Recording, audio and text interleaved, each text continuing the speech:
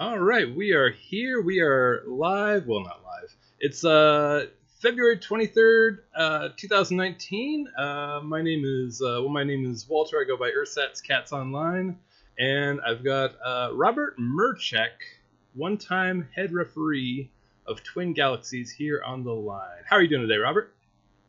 Good afternoon, Walter. How are you? Fantastic. Let's see. Let's bring everything up.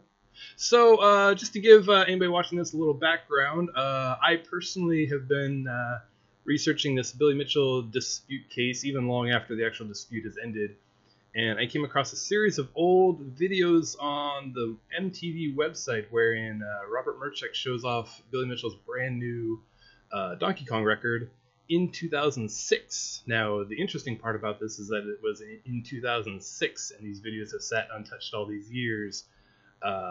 Billy Mitchell's people have tried to blame Dwayne Richard and say, like, oh, somebody came along and snuck into people's homes and stole all the tapes and switched them out with MAME replicas or something to that effect. And this basically shoots all of that down, because we could see in the videos that Billy Mitchell's tapes were MAME tapes even within a month of them being adjudicated. This was in February, and his scores verified January 31st. So that's sort of the backdrop for this interview, and that's going to be the main focus, but we got some other questions as well. So let's go ahead and start with that, Robert. Let's start from... All right, and one thing is, when I do interview, like, you've done many interviews, they're great interviews. You've covered a lot of the background stuff on, like, the events of the movie King of Kong over the years very extensively. And you can, of course, go over that again if you want. I'm not going to stop you. Anything you want to talk about, but my interest in is more like, the stuff that hasn't been asked, stuff that hasn't been talked about. So I'm going to assume the listener has heard a lot of the story leading up to the showing at Funspot in 2005 that everybody saw in the movie King of Kong, and we're going to start from there. How about so they're showing the movie. It's on this VCR. It's on this TV that. Well, that's actually the tail end of it. There's a whole bunch of it that came before that. Absolutely. I'm sure if you're interested in hearing that, but there's a whole side story as far as how the tape got to Funspot, let alone when and how it was shown. Absolutely, let's do it. Presented at Funspot. I can go over the details if you want. Absolutely. Pick up from the minute it was shut up at Funspot. Absolutely. My particular interest is what happened to the tape after Funspot, from that to when you were showing it on MTV. But anything you want to talk about, we can go over the background one more time if you want. For starters, the tape that Billy was supposed to send was a surprise. He told us that something is going to arrive, and it was to be presented at Funspot. He wouldn't say what. It was kind of orchestrated, of course. He sent the wrong tape initially because we were watching it in my cabin room before the Funspot event. It was a wrestling tape. So he makes a big point to send the next tape out via overnight express airfare, as Brian King picking the tape up at the airport and physically bring it over to Funspot. And we start to watch it in the cabin with the explicit instructions that we're supposed to watch 1/3 of the tape on the first day, 1/3 on the second day being Friday, 1/3 of the tape on Saturday at Funspot, and then at that point, Brian at Funspot brings the tape over. Watch the first day of it on Thursday in the cram cabin, and there's about 30 people watching that. And the second portion of it, since the crams did not allow us to watch the second portion of it in their cabin, we watched it in mine, and it was about a dozen people there watching it. Some left by the end of the second third, and we kept watching it through the end. So when it was shown on Saturday night at Funspot, we already knew what was coming. And on Saturday, Brian Koo, at Billy's direction, he was trying to set the TV up on top of the Donkey Kong machine at Funspot, even though we had no permission from Funspot management to do so. And Funspot management found out about that being Gary Vincent, and that was shot down. By the end of the day, they ended up setting the TV up in the back of Funspot on the same floor with the Donkey Kong machine, about, let's say, 15 to 20 feet from where the machine was. And Steve Wiebe shows up. He was there from the previous night, actually, And on the second night, when we were watching in my cabin, Brian Koo announced that Steve Wiebe was not allowed to watch that tape, which was funny because Billy said he had no idea Steve was showing up. So basically, the whole thing about Billy not knowing Steve was there was a crock.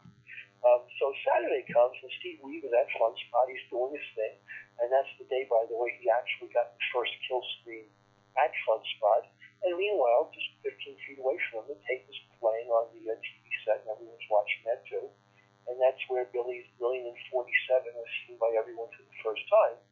And that tape, by the way, was a orchestrated performance because Billy intentionally not only got exactly 100,000 more than Steve Wiebe's 2001 performance, or 2002, I forget the year, but he also orchestrated it so that he rolled over the score with all zeros in one of the elevator stages, and then he slow played the next several boards to get to $1,047,200. When that tape was shown at Funspot, it was not supposed to be a TG submission, but in the background, off to the side, the videographers from KOK actually filmed Walter on the phone with Billy, and supposedly Billy was telling him, yeah, go ahead and put it in, even though we had agreed the night before in my cabin that we couldn't because there was a big glitch in the tape, and it was clear that it wasn't Billy's master tape, so we couldn't accept the score. But Walter does it anyway, the day that the tape is shown in front of everyone, and KOK actually shows him entering the score to the scoreboard. The following day, after I'm back home at my job, I'm looking at the TG scoreboard at lunch hour, and I see that Billy's score is up there. So I call up our CTO, Brian King, he's one of the other board of directors at Galaxies, and we immediately agreed to take it down. Since we had both agreed just 2 days before in the cabin that score could not be accepted. Well, 3 days before, it was a Friday, we agreed. And so we took the score down, and then Billy wanted the score recognized, so he eventually sent me the master tape several months later, and I watched it, and it looked good, because at the time, the stuff that was uncovered during the dispute by Jeremy Young about that finger on the girder, etc., we didn't know that stuff 15 years prior, or however many years prior, was it 5, 8, 13 years prior, 14 years prior. So that stuff we simply was not aware of. So we made a good faith effort to say, look at the tape, and it looks good, but it clearly wasn't, and it clearly was Billy playing MAME, made to look like he was playing VHS, and so that score that was touted as being the new world's record way back in 2005 turns out it was not. It was a fraud. So, my understanding is that, as you said, the tape that was shown at Funspot in 2005 was like not complete, basically.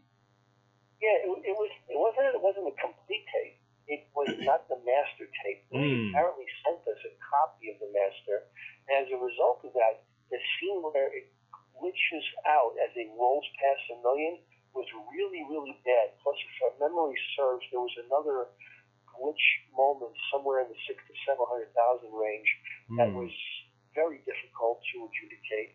So we decided that overall that tape could not possibly pass muster. So Billy, after the Funspot event, he said he would send in the master tape. Now the tape that was originally sent to the Funspot event, Dwayne Richard never ever touched the tape. The first attempt that Billy made to send the tape was sent to Greg Irway. That was the wrestling tape that he sent by accident, so he says by accident. Which never made it into the movie. In custody of Brian Koo all throughout the event. The master tape was sent directly to me from Billy. Oh.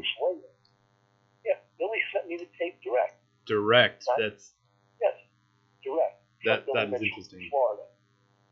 Didn't come from Walker, didn't come from anyone else. Came from Billy to me. And that. I had custody of the tape to verify it. Was that? What was that last part again? I had custody of the tape at that point.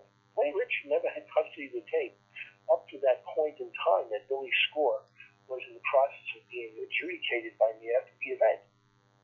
Once Billy's score was entered into the database, at some point, for his own edification and to check out whether or not these things were legit, Dwayne borrowed a couple of tapes, including some of Steve Wiebe's.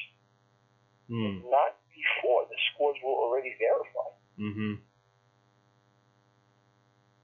Is that what, because Billy has referred to Dwayne taking tapes, quote, out of the library. Is that it, or is that a different thing? Well, if Billy has a library, then that's news to everyone, because he's never mentioned he has a library. The TG library, there is no such thing. Yeah. Basically, it was basically the size of a refrigerator with several boxes of about 15 or 1600 videotapes I had in my home.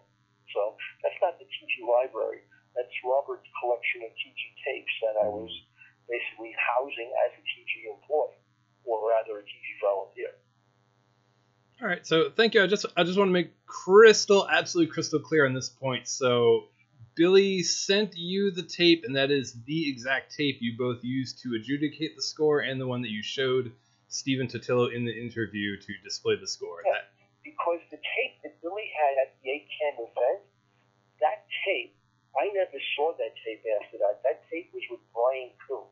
What he did with it at that point, God only knows. Yeah. But the master tape, that arrived to me directly from Billy post-event, and that was the tape that went to Stephen Totillo. I never saw the original ACAM tape with the severe glitch in it, the copy of the master tape after that. All right. Wow, that's interesting. So that is that's very interesting. Now you know the chain of custody of everything. Yeah. I do want to ask you about something you just mentioned. So there's been debate as to whether the 1,000,000-point rollover. So, like, if you watch the movie, it's got that static right where the thing is, and then a later copy surfaces, and there's been arguments. Oh, they just added that in. So you were saying earlier that really was a thing when you all watched the original time, the static at the 1,000,000. When we watched it at Funspot for the very first time, it looked pretty bad as far as difficult to see. It was obviously a glitch in the recording of it, but all of a sudden a section of the tape, specifically the top section where the score is, it just glitched out. It was difficult to see the graphics correctly, and quite honestly, it wouldn't have passed adjudication muster. The subsequent master tape wasn't crystal clear perfect, but it was a lot better than the one from Funspot. All right. The totality of the performance, as far as Mario continuing to move in the right direction and all the barrels or whatever scene it happened on, I believe it was a barrel scene. No, it was an elevator scene. And everything seemed to be going exactly with the same trajectory and movement path that it had before to that point, so it looked good. I hate to correct you, but the 1,000,000-point rollover actually was on a barrel screen. It was. Are you sure? I thought the 1,047, what he did, is he was in the elevator board. No, hold on. Maybe it was the barrel screen. I remember he was standing by a ladder, and he went up just at the 998-500 mark, and he had 1,500 bonus, and it went to all zeros. That's my recollection. Yeah, It was the barrel board, then my mistake. But yeah, that's basically what happened, but it was because you can't really do that on the elevator stage anyway because of the way the elevators are. Oh, that's right, yeah. So he had 998-500, if I remember right. He went up with 1,500 left from the bonus counter, and it went to all zeros. Yep, that's exact. Yep. Sorry about that, but it is 14 years ago now. It's exactly, and that kind of thing is directly on the video, so it's not a problem on that. Honestly, that answers so many of the major questions I had, but I definitely have some more. Here's one. You have talked about Steve Wiebe's submission, the one that's at the end of the movie, and how it was unacceptable with the breaks in continuity. That particular tape, and I said this multiple times, the performance itself looked solid, but Steve broke continuity of performance at the beginning. What he did is he started his film extensively showing how he's inserting the board, hooking everything up. That was fine. And then the next thing you see on this tape, the camera's already focused on the front of the machine, and he's ready to go. It's already booted up. So you don't really know from the stuff where he's inserting the board, you don't know what happened from there to point B, where the machine's already turned on. for all you know, he hit pause and he did something in the back, and he hit start again, and due to the way flying erase heads worked on VCRs, it's like a seamless jump from the beginning, what he did, to where he was. So breaking continuity of performance. And then at the end of the performance, he played the whole game out, he finished it, and then he positions the camera so that it's focusing on the top left quadrant where the score is, and then he goes behind the machine, does something for about 20, 25 seconds or so, and then he takes the camera off the tripod, takes it in his hand, and walks to the back of the machine and goes, here's the boards. So basically, you don't know what he did in that 20 or 25 seconds. You don't know what he did at the beginning when he went from inserting the board set to the machine already being on. So while the performance itself looked perfectly fine to me, there was the break in the continuity of the taping that I couldn't get past as a referee. And I told Walter, I can't verify this one. So what happened after that, even after Walter pressured me to adjudicate it based on the totality of the performance, and I wouldn't, then makes 3 copies of the performance, and he sent it out to 3 TG referees. He sent it out to Greg Irway, Sean Cram, Todd Rogers. And as I said multiple times in the past, one of these guys watched the whole performance, one of them watched half the performance, and one of them didn't watch it at all. But even so, Walter, based on what limited feedback he did get from them, Walter decides to adjudicate, to approve the tape for acceptance anyway. So basically, he just simply wanted the tape accepted, I hope or by hook. And that was one of the 3 reasons I resigned from TG. I just couldn't stomach that at that point. Mm-hmm. Why did, since we're on the topic anyway, what were the other 2 reasons you resigned? Well, one of the other 2 reasons had to do with Roy Shildt. Roy Shildt is one of the major colorful characters in TV history. And one of the things that the board of referees came to a conclusion on, because Roy's marathon score, he, for years, was refusing to give the details about the marathon score, even down to the simplest questions, such as how long did it take, how many rollovers did he have, how many times did he roll the screen count over at 256, what happened at 255, 256. He didn't know any of this stuff. And Missile Command is a very specific game in terms of how you handle rollovers due to a number of issues with the city counters running over 256. So between that, and then later Roy admitting on an interview that he had played at, he called it Atari settings, we decided that even before he said that Roy's story just no longer could possibly hold true. There was so many holes in his tournament settings score story that we just had it. And we, under Walter's original TT Book of Rules, which said that if one score is false, they're all deemed false and removed from the database. I removed them from the database. And Walter demanded that I put him back. And basically, I told him, no. Walter basically said you have to put him back. And that's the second reason I left TG.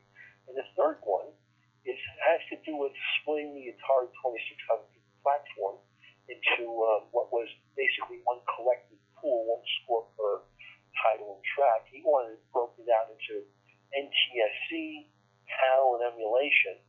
I didn't want to do that for a year. He finally convinced me to do it, and I did it. And people didn't like the way it was done, one person in particular. Walter gave me zero support on the forums, and basically the forum exchanges became extremely volatile. So because of complete lack of support from Walter in the transition, which he did nothing for TG's bottom line, between that and the Steve Wiebe issue with the 1049 adjudication and the Roy Shildt issue, I just got fed up and quit. So, let's see. When you adjudicated Billy's 1.047 million score, what were the alleged circumstances behind it? Obviously, he said it was a direct feed. Did he say like where it was played or any other circumstances behind the actual achievement of it? Billy was very cryptic as far as his earlier performances. The only thing I know for a fact is that his 1,014 performance, which he revealed in July to August of 2004, he claims that he did that performance a year earlier in 2003. That was basically his way of trumping Steve Wiebe, whose first 1,006 score was the first TG recognized 1,006 score. At that point in time, even though TG did not formally end up recognizing it, we just simply recognized having his tapes. And Billy's 1,047, he made a big production out of getting this special tape to the Funspot 2005 event. And when he did it, was never made apparent to anyone. He never told me directly. Whether he told Walter, I'll never know, or Brian Kuhl or anyone else. He never said when he did the tape. He just simply made sure that we got it for the event. But obviously he did it after Steve Wiebe's 947-200, since it was intentional, and he beat it by 100,000. We'll just never know for sure exactly when he did it. Mm-hmm. And he just told you at the time, this is just direct feed? Billy never said anything. He just sent us a tape in and said a tape is going to arrive, and he gave Brian Kuhl instructions on how to show the tape. We didn't even know it was going to be a Donkey Kong tape before it arrived. We had no idea. Oh, interesting. So this next question, I'm going to have to bust your balls a little bit on this one. Maybe a tough question. Sure, but if the continuity breaks on Steve Wiebe's submission were unacceptable and made in your eyes that you couldn't verify, why is it that Billy's direct feed with no video whatsoever of the kind of background and board stuff or anything, why was that accepted? Well, to be perfectly honest with you, at that point in time, TG did not have a policy of not accepting direct feeds. That wasn't instituted until a little while later.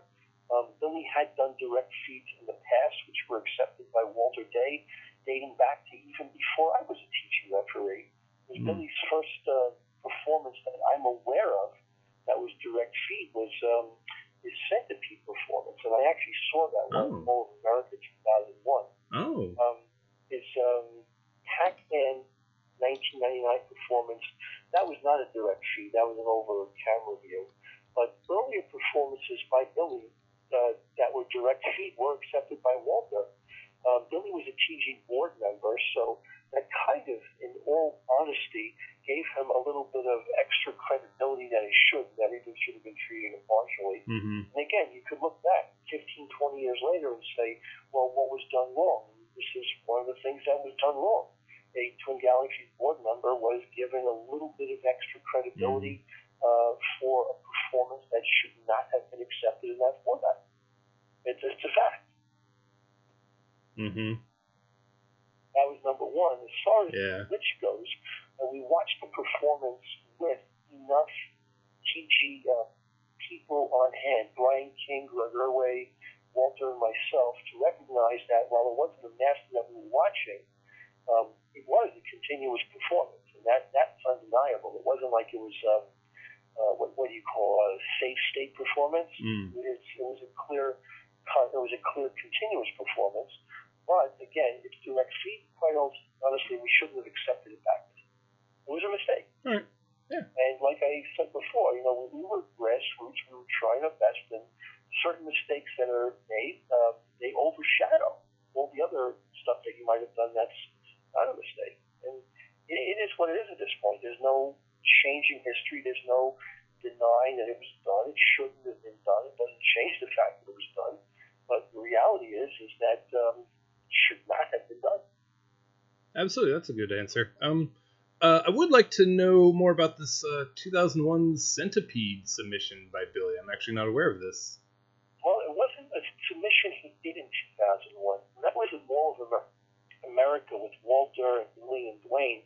Walter was showing 2 videos to the masses in the Rotunda section of the Mall of America event, one of which was the Pac-Man kill screen, because most people never saw a kill screen on Pac-Man before.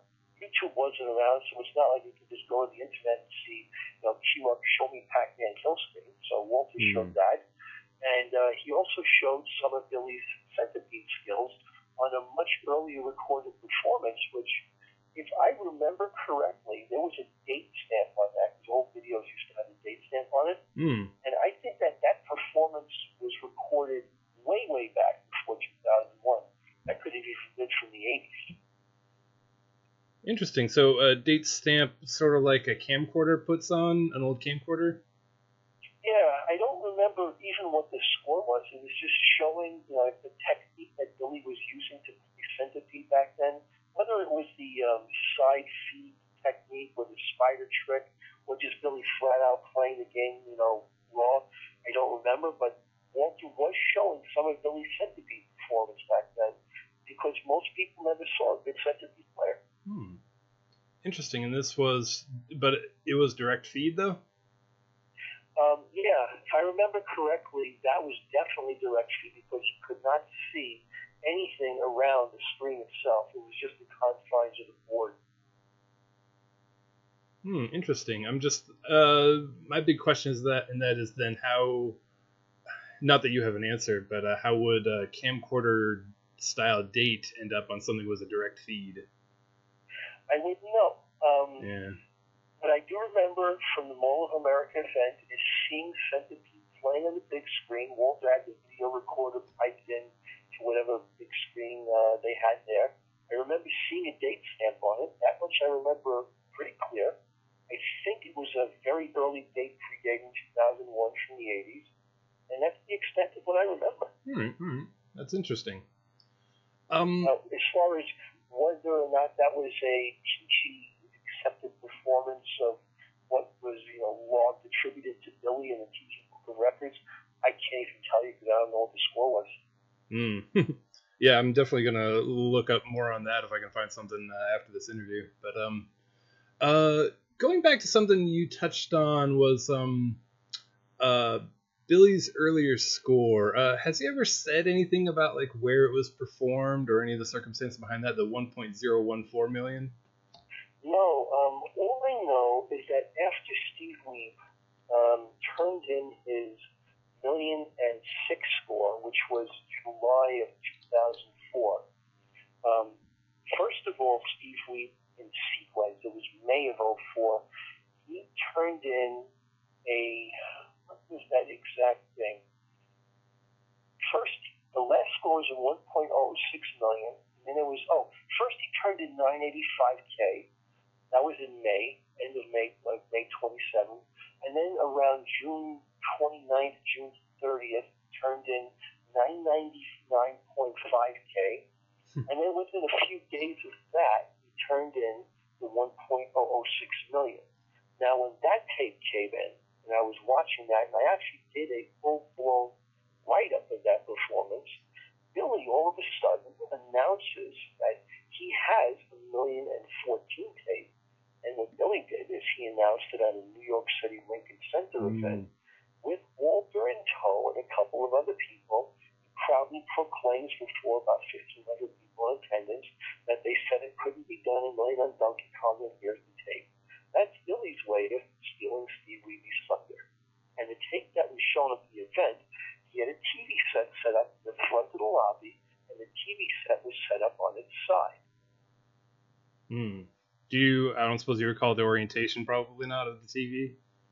I remember it. Well, like I said, it was on the side. I had to watch the TV sideways to see what he was doing. Back then, again, that was a direct feed performance, and we didn't have any specific policies against that back then. And Billy that was the first time the tape was even brought to TG's attention. Billy tells us that he had a conversation with Steve Wiebe congratulating him on his million, and that he told Steve Wiebe he had done 1,014 a year earlier. That's what Billy says, but who knows? Because Billy's saying a conversation he had with Steve Wiebe. I didn't hear that conversation. Steve didn't confirm the conversation. That's just Billy telling us he had a conversation. As far as when Billy did it, he said it was about a year earlier. Interesting. Where he did it, most likely he did it at home. Yeah. There's this weird event. I got a couple questions relating to this, but like Steve and Billy were kind of introduced and these posters unveiled, and it was going to go to the first person with a recognized million or something like that. Are you familiar with what I'm talking about? There was an event where Walter wanted to do some special recognition for Billy and Steve. I had nothing to do with the event. It wasn't an event I personally attended, but I believe that Walter wanted to, as far as, I hate to use this word, he wanted to get rid of all his bad karma, because that's Walter for you. Walter wanted to do something to formally acknowledge Steve's performance, Billy's performance, and this was it. Now, whether Walter, when he did this and why he did this and how he did this, I really remember very little about it. I remember seeing some type of poster about it at some point, but the exact details about this, I honestly can't remember at this point. All right.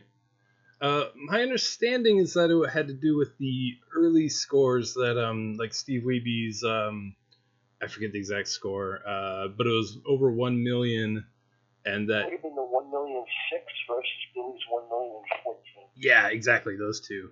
I remember Billy's scores from researching the case. I never remember Steve's. But Billy's was 1.06 million, Billy's was 1.014 million. Yeah. I don't remember the hundreds digits. Sounds about right. And it was like they were getting introduced with two posters that basically said that they were going to both be recognized as the first million, but that since Billy said his was first and his was higher, his would be more prominent or something? And that's the funny thing, because I had a conversation with Walter between July and August of 2004. Billy was pushing us. Billy was a board of directors member. Billy was pressuring Walter and I that we cannot acknowledge Steve scores the first million because Billy did it first. I told Walter Steve actually sent in his score first. This is before, by the way, TG opted not to recognize Steve's score because of the event of Brian Crew and Terry Rogers visiting Steve Weeb's house and discovering Roy Shildt's involvement. That was a precautionary measure we took at that point not to recognize the scores. But up to that point, before that happened, TG was fully prepared to acknowledge Steve's scores the first million. Billy did not want that to happen, and that's why at the New York City Lincoln Center event, he jumped the gun to announce here's 1,014 performance, even though it hadn't even been adjudicated yet.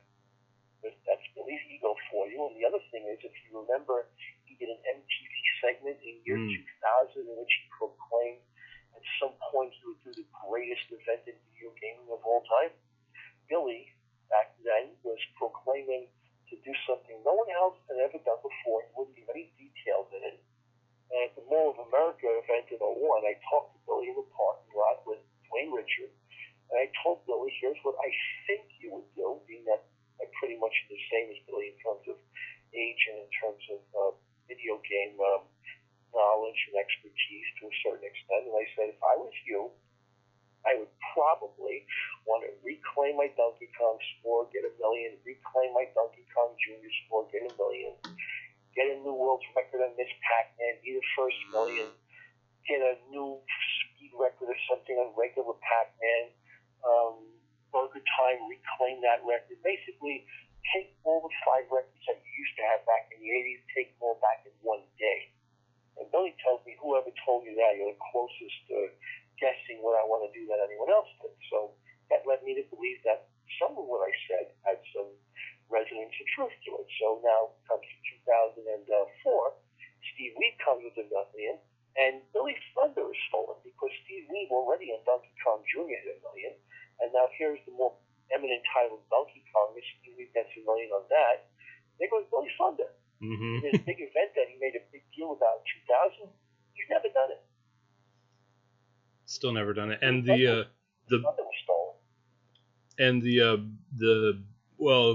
flashing forward a bit, the Boomers thing in 2010 where we got the 2 scores on same day, or claimed to have, could that trace back to that claim? That probably was his way of, in some capacity, doing a big event. In other words, he made a big production. Oh, I got one record. Let me, while I'm at, try to do another one. And, oh, look at that, I got a second record. Just like that. Yeah. And then, as it turns out, a year or two later, with the Jeremy Young dispute analysis, someone points out that the machine, the board set that's being used to games, as I understand it from reading the dispute, it was the same board set. Somebody basically pulled a rope-a-dope and put the same board set back in, or never took it out in the first place. And Billy was playing effectively on the same board for both games.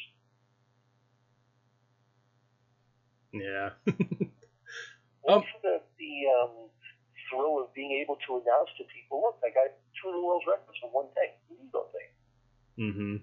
Which definitely goes against, he likes to tell the story of like oh, you didn't see the 47 times I failed, I got up on the 98th time, but then also has these events where he just shows up. And Billy told me many years ago, most people only hear about the great scores, but they don't hear about all the dead stars. As Billy says, and a lot of PK players like this. Oh, yeah. They play the game out to level 4-3, which is the first big hurdle. If they don't have a certain score by that point, they start again. They play it out to 5- or whatever it is. They don't have a good score, they start again. They play out to level 10, and out of a certain threshold, they start again. Why bother to invest the time into trying to get to a point you're not going to reach statistically? Mm-hmm. So there's a lot of games that people don't see because of intentional restarts, and then there's the ones that are restarted because of barrel screw-ups. That can happen anyway. Mm-hmm. Going back to this event with the posters, I'd like to bring up, I know you're not a big fan of Roy Shildt, but he has a theory about this event. I just wanted to kind of ask you about this theory of his. Well, go ahead. His theory was that Twin Galaxies had gotten Steve Wiebe to agree to this joint announcement of the 2 million-point records, and that therefore Steve and Billy would both be announced as, hey, they both got 1 million, sort of at the same time, except Billy claims he got his earlier and his score is higher, which would make Billy's more prominent, and that was sort of a way of pulling a rope-a-dope, as you say, to get Billy's more prominent, and that...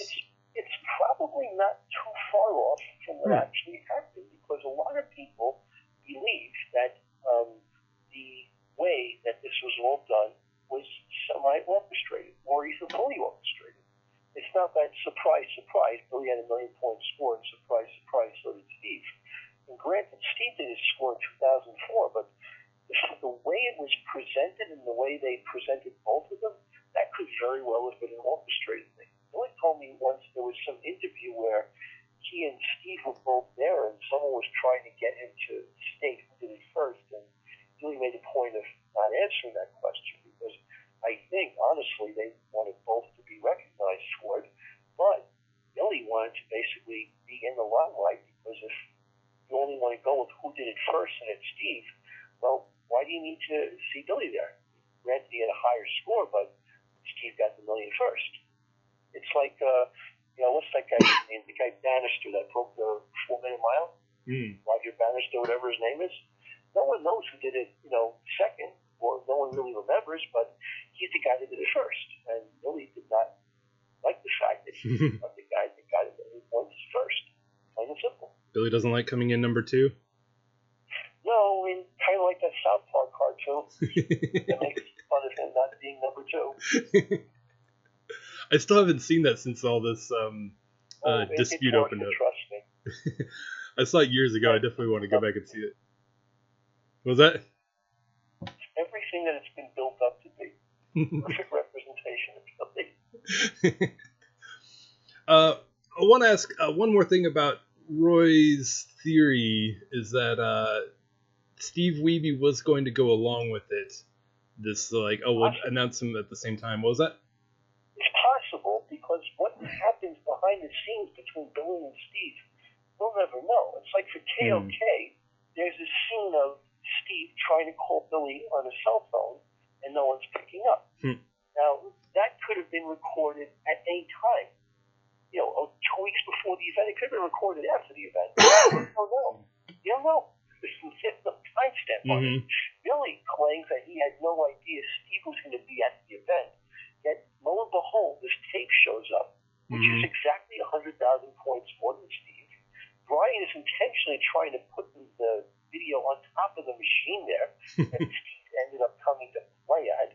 Brian had instructions not to show the tape to Steve, even though Billy supposedly didn't know Steve was going to show up.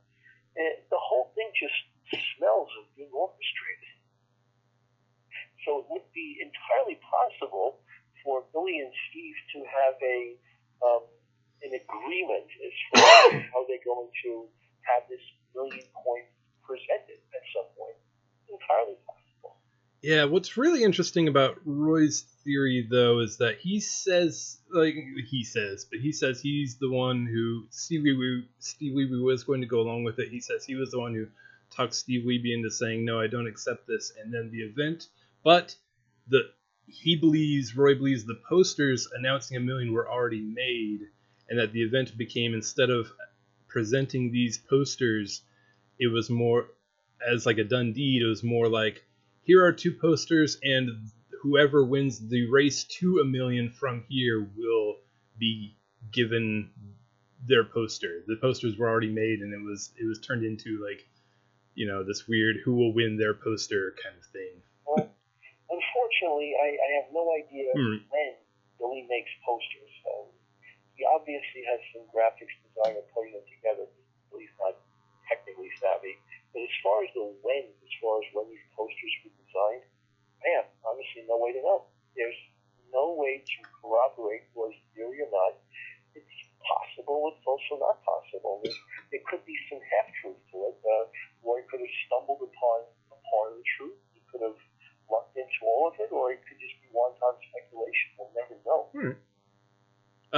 So Billy does graphic design. He does all these posters actually himself. Doesn't commission them. I think he works with the graphics designer and he tells him, here's what I'd like it to look like. He probably has a good hand in it as far as directing the person, saying, put this here and make this look like that. But the person that specifically does all the layout work, etc., that's got to be a technical person. I doubt Billy even knows how to open up a PDF file. Let's see. What was it's kind of a gap in the story for me. But what was do you know what Billy Mitchell was kind of up to in the late 80s, early 90s, or through most of the 90s? Because that's kind of, you hear a lot about what's going on with Walter and Billy, and Walter as well.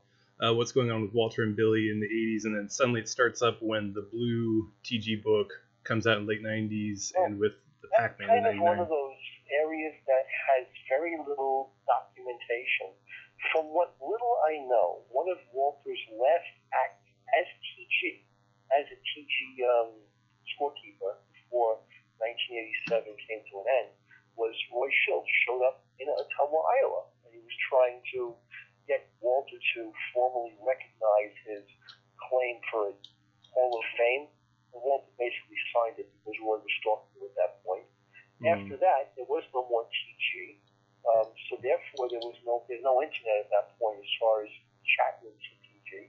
So what was happening with Walter and Billy and Chris Ira, I don't know. All of a sudden, 1985-86 comes, and this book of records appears on the shelves out of nowhere. Nobody knew it was coming. It just came out of nowhere. I didn't even know it was there until probably 6 months to a year after it hit the shelves. Someone pointed out that they saw it at Barnes & Nobles, and that's how I found out about it. Otherwise, my last involvement with TG was 1983. I sent in, 84, when I sent in my Star Wars performance. That's interesting. Actually, tell me a little bit about how you learned about TG, came across, and got involved with them. I'd be interested in hearing that. That was easy. Back in the early 1980s, while TG was around, it's not exactly like everyone knew what TG was. If you didn't buy those premier gaming magazines back then, Joystick Magazine, Electronic Gaming Monthly, and I don't even think there was any others beyond that because it wasn't very popular back then as far as arcade score reporting. If you didn't buy those magazines, you wouldn't even know TG existed. Not like TG advertised in newspapers or had a game show on TV or anything, or newspaper articles. if you didn't participate in the gaming event that TG was at, or Guinness event, you wouldn't know TG existed. So had I not seen in late 1983, I saw a score there of Star Wars and Electronic Gaming Monthly. If I didn't even see that there, I wouldn't even have bothered to submit a score on it. I wouldn't have known TG existed. Yeah, and were you involved in the any sort of adjudication or organizational stuff in the 80s, or did that only come till the 90s? No, that I didn't get involved with TG again until I would say the late 1990s. After I had already bought the book, and I found out there was an online TG forum there, and I happened to send an email to Walter announcing myself as the person who previously set a record in his book. I only talked to Walter once. It was around August of 1984 when he and Steve Harris called me up regarding my Star Wars submission. Otherwise, I never talked to Walter from 1984 until late 1990. Never had any reason to. Interesting. And were you on TG's staff when Billy had the Pac-Man thing at Funspot 99? No, I was a gamer until April of 2001. And in April of 2001, I volunteered to host a series of console gaming challenges. And from April of 2001 until July of 2001, Walter decided to make me a contributing editor. And he apparently liked what I did, so by August of 2001, he offered me a role as chief referee, a role which previously did not exist.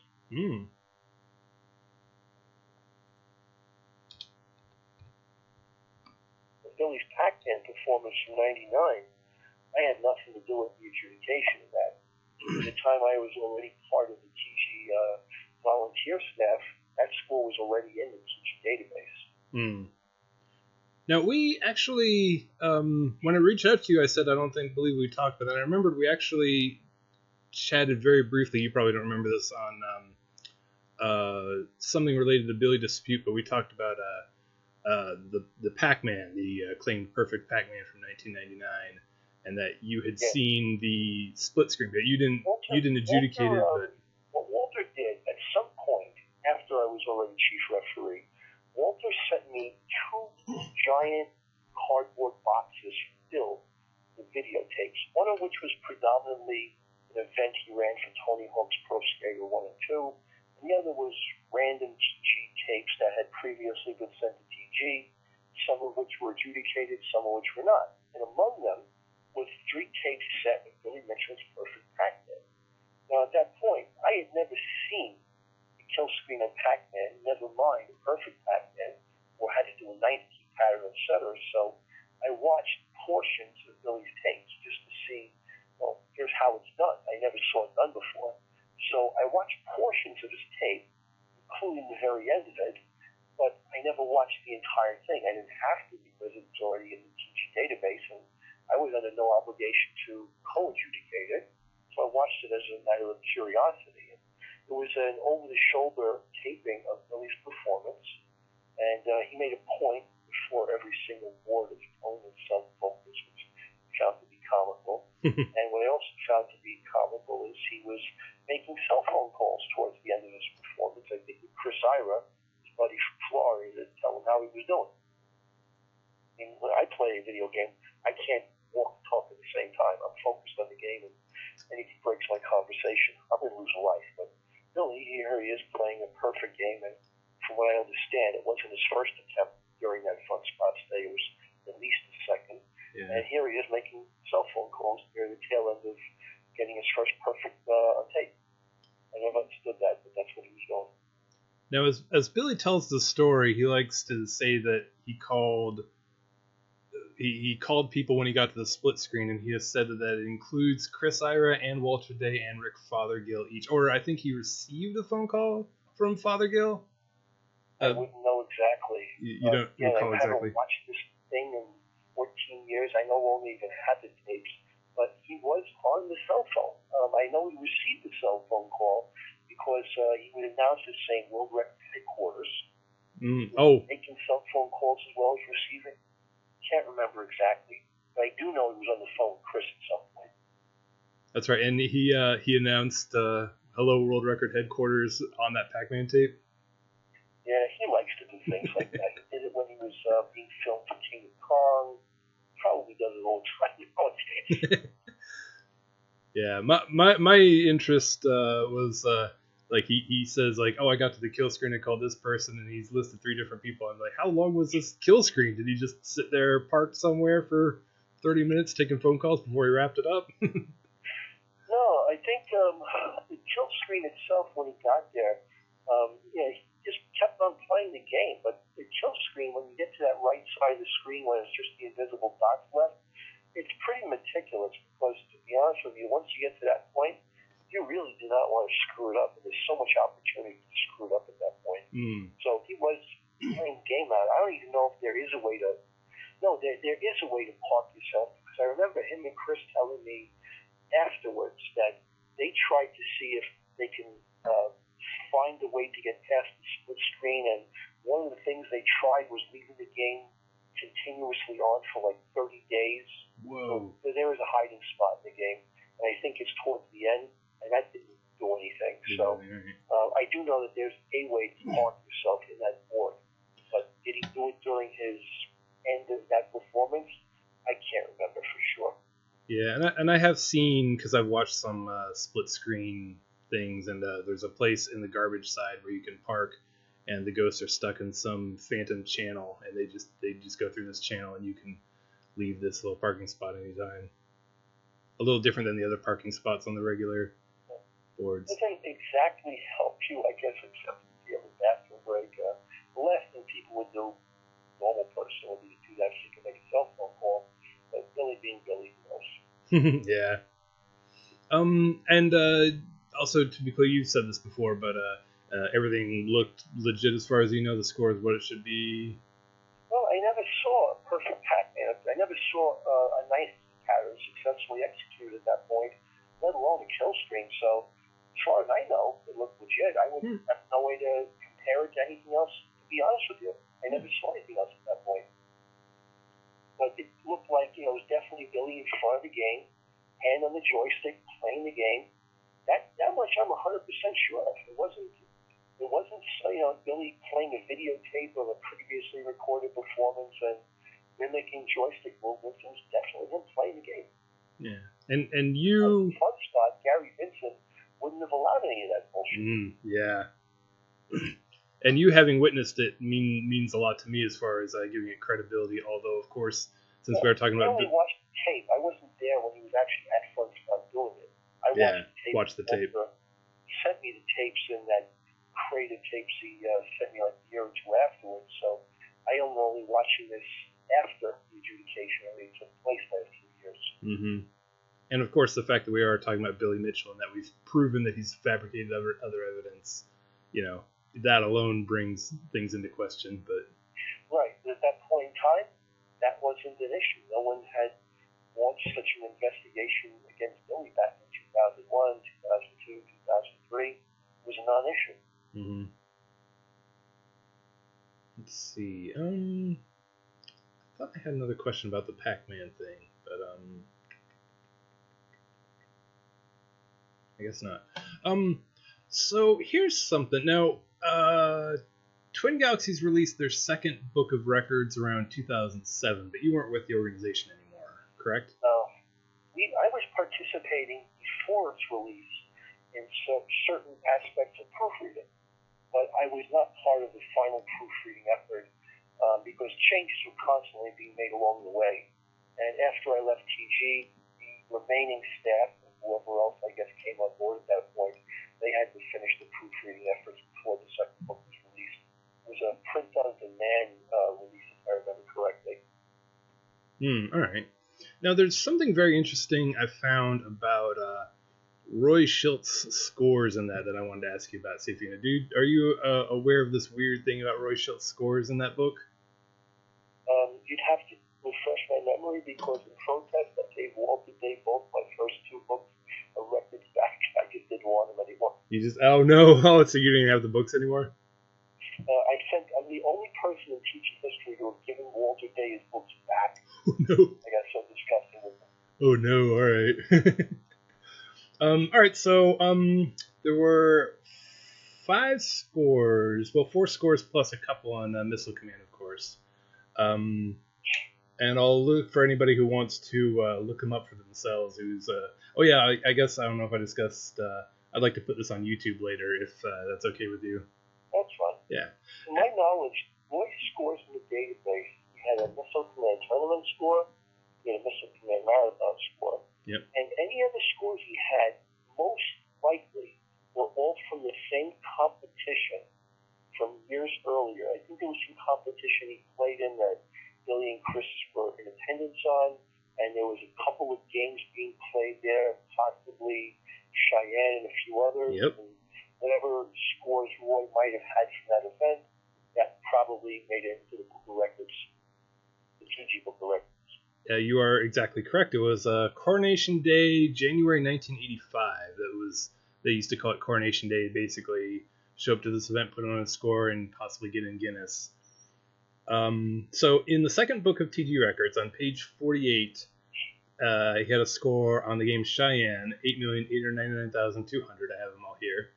Page 160, score on Karate Champ, 87,400.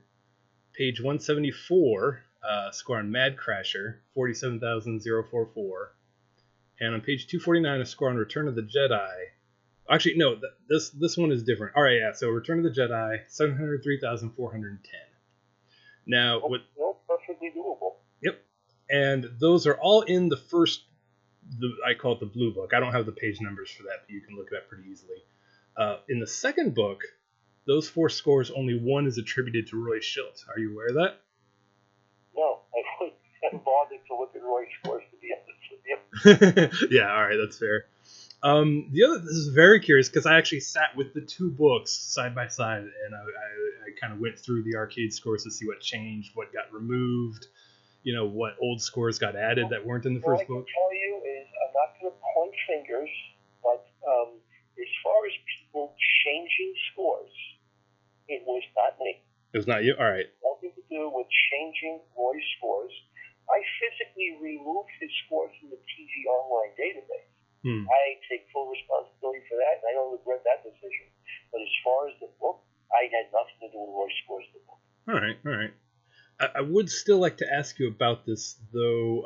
So it's the 4 scores, and the Return of the Jedi score is still attributed to Roy Shildt. And I believe that's the only time his name appears in the second book. The other 3 are attributed to a different name. The scores are still there, still the correct date. The name they're attributed to is Burton Millward. That's not a name I ever heard of. Oh, interesting.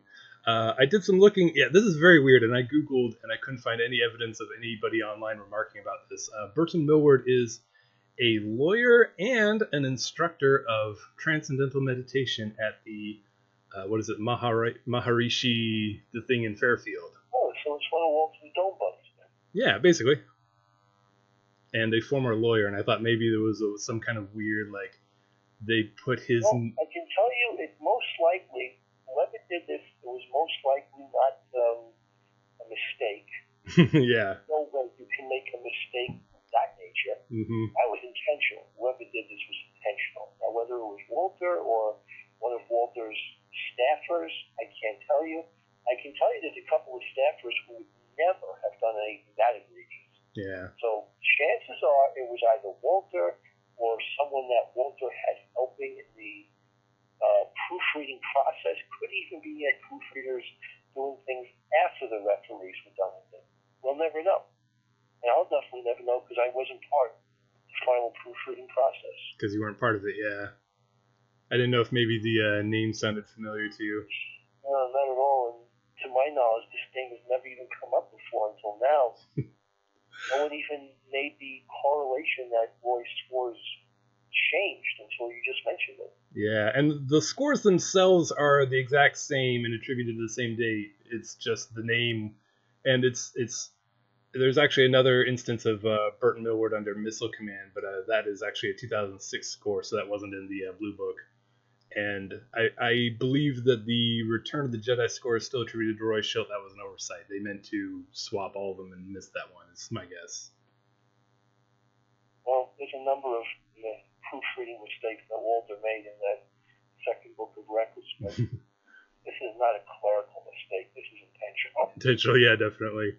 And as There's no doubt in my mind, whoever did this, why ever they did this, this is intentional. You can't have three different scores all screwed up, attributed to the same third-party name. It doesn't make any logical sense. Absolutely. And I figure, and this is just a shot in the dark, that like with Roy's legal threats, maybe this Burton Millward was offering legal assistance, and that was kind of a way of Roy looking in the book to see if his scores were there, of saying, call our lawyer, or something like that. I know that Roy had on a number of occasions launched legal missives, against TG, but quite honestly, he was using some fly-by-night lawyer that would send missives to TG, rife with typos and grammatical errors, so we never took them seriously. Sort of like, I've seen you talk about that, and you compare it to Lionel Hutz on The Simpsons. Yeah, that's pretty much Roy's lawyer in a nutshell. The lawyer he had at the time. It was laughable. I remember he used to threaten, this was post 2005. Tony Temple was a UK player that did Missile Command score. Mm-hmm. And one of the threats that Roy made, this was comical. Tony's in London, Roy's in Los Angeles. Roy threatened Tony that unless he played him head-to-head on Missile Command, Roy would proclaim himself world champion of the title. But in all fairness, he will pay to have Tony come out to him. He'll pay up to $1,000 to have Tony fly from London to Los Angeles to play Missile Command there. And basically, Tony's saying, Roy, why in God's name should I do this? It's going to cost me $8,000 to come out there. Why should I do this? What's the point? I mean, this is the type of garbage that Roy would pull. And he would do it with a lawyer. No self-respecting lawyer, no legitimate lawyer would ever sense just stupidness of telling someone, have to play my client in Los Angeles or they'll declare himself champion. I mean, it's just laughable. Mm-hmm. But that's the type of stuff Roy used to do. What is your opinion on what Walter Day's legacy will be, positive and negative, perhaps?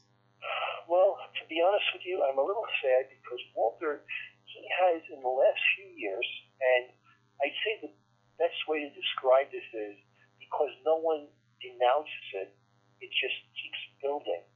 Someone at some point in time called Walter the father of competitive video games, the father of classic arcade gaming. Now he's known as the patron saint of competitive video gaming. And it just kept building over the last few years. And it just sickens me because Walter is not the father of competitive video gaming. There's video game efforts that took contests like Funspot in 1979 that predated PG. There is no father of competitive video gaming, but Walter is being attributed to this just like Al Gore likes to think himself as invented the internet. He never says, no, I'm not. At the same token, he's not coming out and, he's not denying that he is. He's just letting it ride. So Walter's legacy just keeps on geometrically building with every passing year to something that he really never did.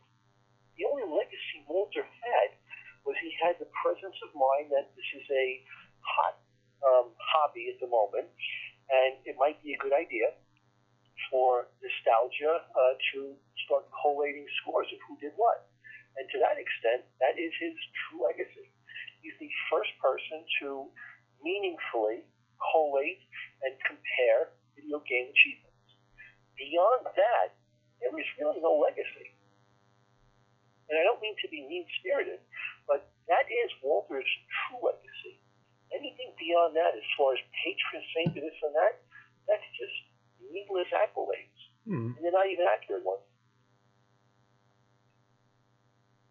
Is there something positive you might be able to say about Walter's legacy? Is it, I know that you two don't get along, but... Walter, there would be thousands of classic gamers that A, would never have come to know each other, B, would never have learned from each other over the years, and C, that would never have a chance to compete against each other or learn from each other over the years. So that, to me, is the most positive thing I can say about it. If it wasn't for him, what we love about gaming today and what we find enjoyable and memorable about classic arcade gaming today, it would have been something that each of us would have just privately have experienced and not shared publicly, most likely, over the last few decades.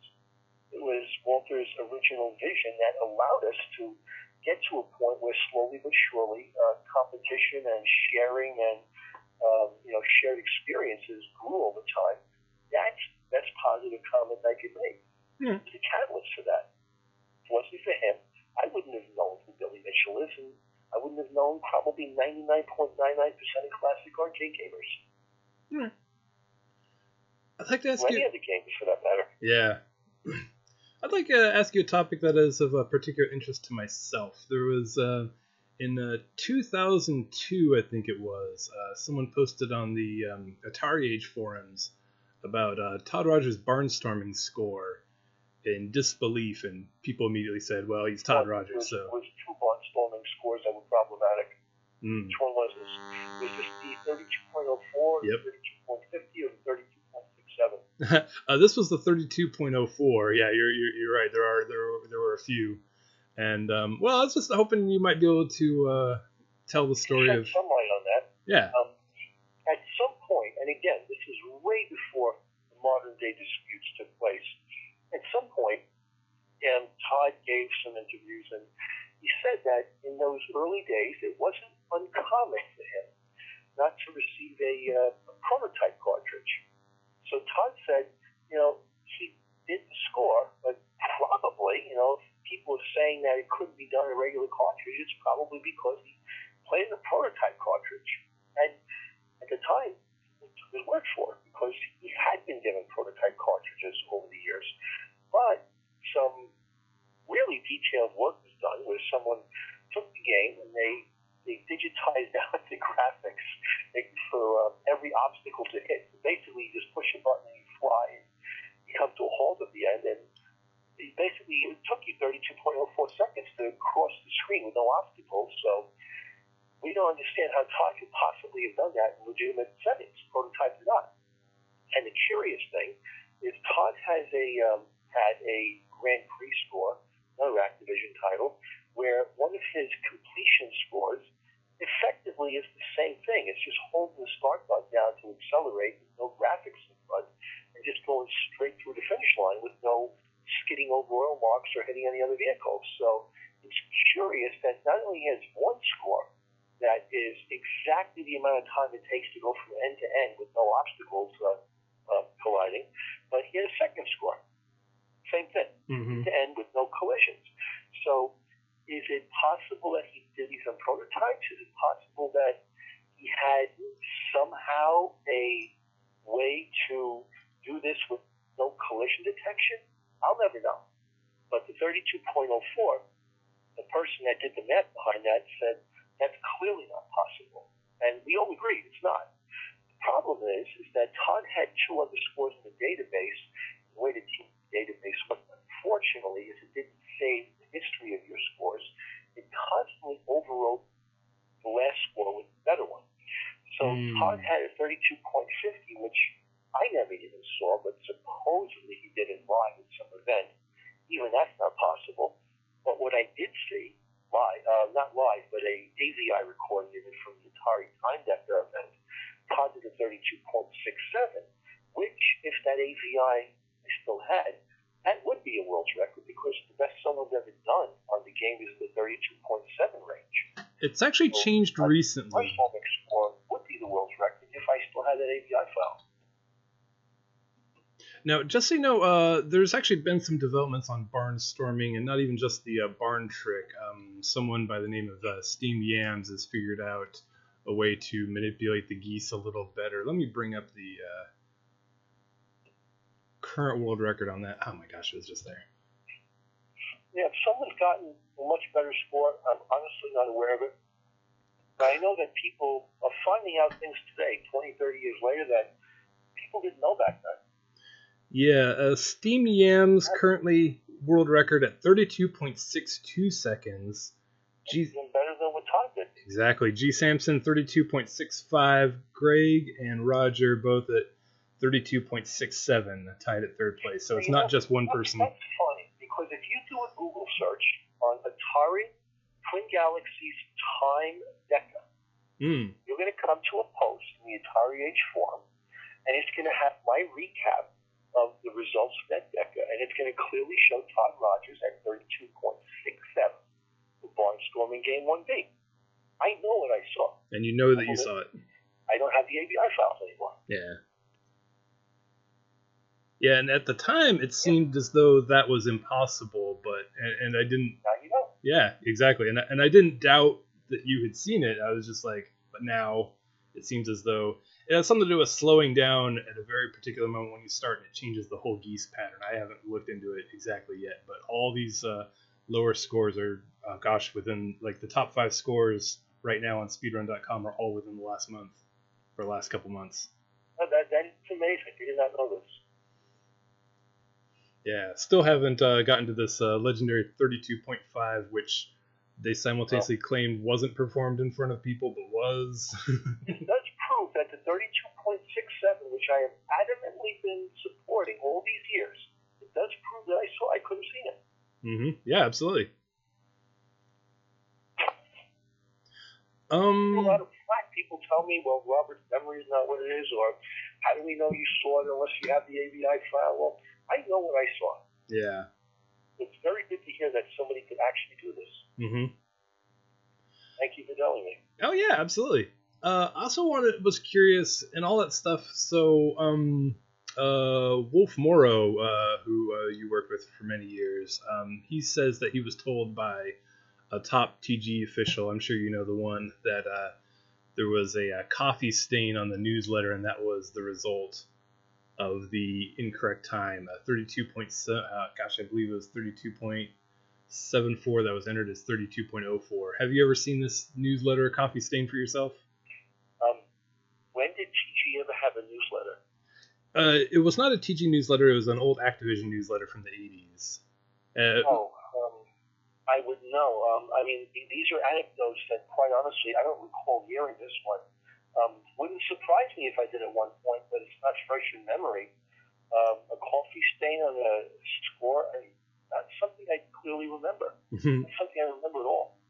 Yeah, because it was at least this top TG staffer said that they looked into the matter, and apparently Todd's score, like I have looked in the old Activision magazines, and Todd's score is listed as 32.74. I believe I have the number right on that, and that over time that magazine became just a newsletter they would send out, and in one of the issues that 32.74 became a 32.04, and then that was repeated thereafter, and then that was used as the basis when they were entered all of Todd's scores in.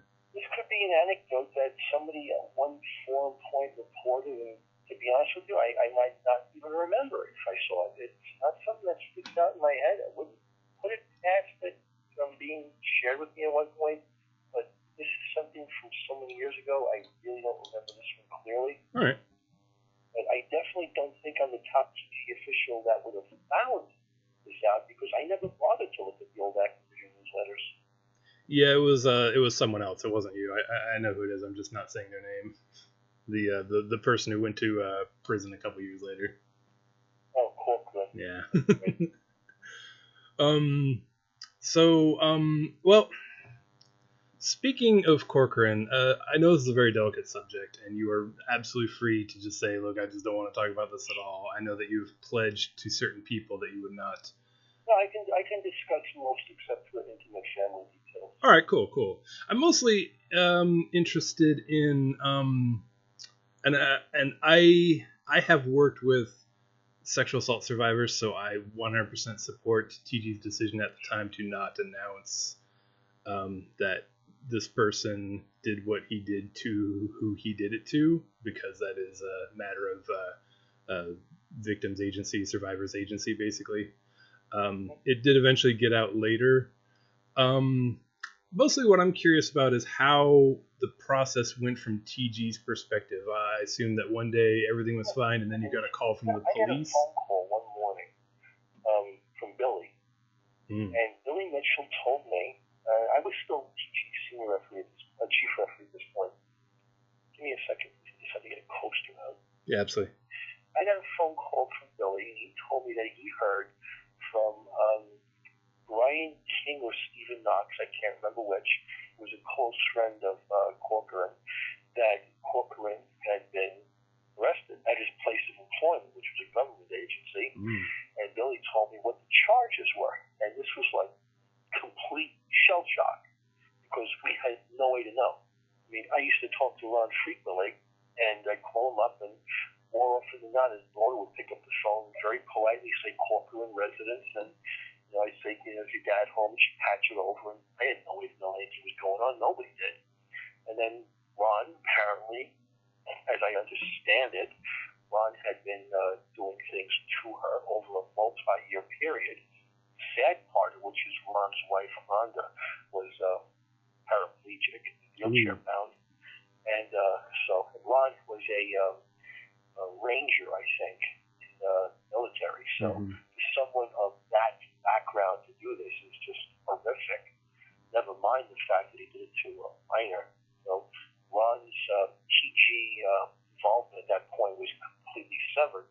And what we immediately decided at that point in time is that we would say that Ron Corcoran is no longer part of TG, and at the request, nothing else is going to be divulged. And I think even at one point we said it was the family's request to leave it at that. We didn't want to go into extreme details. And TG got a lot of flack over this from a couple of naysayers on both TG forums, claiming that TG was obligated to give extreme details because people he might have contacted outside of his family. But we did not see that as being a problem, because he really didn't deal with any minors outside of his own daughter, really.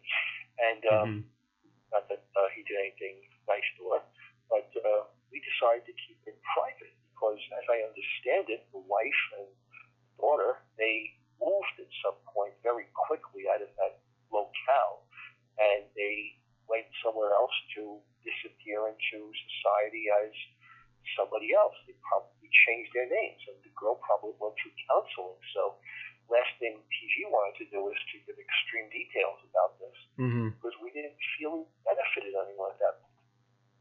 I mean, it would just satiate curiosity and nothing more. Yeah. So we thought that the matter was internally resolved. As far as sharing levels of details of what happened and why. And then it just left the administrative side of things, which we had to deal with internally, shutting off his access and dealing with the police taking so much of TG's property, which largely was never returned. And it was just a mess. Plus the fact that at that point he was behind bars. It wasn't like he wasn't about to hurt anyone else. No, and the funny thing is, and I will say this as a matter of record, Walter encouraged Todd Rogers and myself to maintain communications with Ron in prison to keep his spirits up. Todd and I flat out refused to so much as keep the man alone. Nothing. We never contacted him. I never will. Todd never will. Regardless of what Todd's gaming was as far as a record holder, we would not deal with Corcoran at that point. Whether Walter did, because I quite honestly think he probably did, that's his own business, but I wasn't going to deal with that monster. And I do have respect for Todd for taking that position. My understanding is that Walter has... Well, I guess it comes from you that Walter has maintained communication with him, at least for with Corcoran, at least for some point. Probably did, because he encouraged us to. Yeah. And no doubt he probably did himself. This was kept private, as we discussed. It did eventually get out. Did you have anything to say about how it was eventually revealed and publicized, or? At some point a few years later, the forums, let's just say the war cries of the forums reached a crescendo, and certain information at some point was released that Corcoran did in fact do things he shouldn't have done. And also,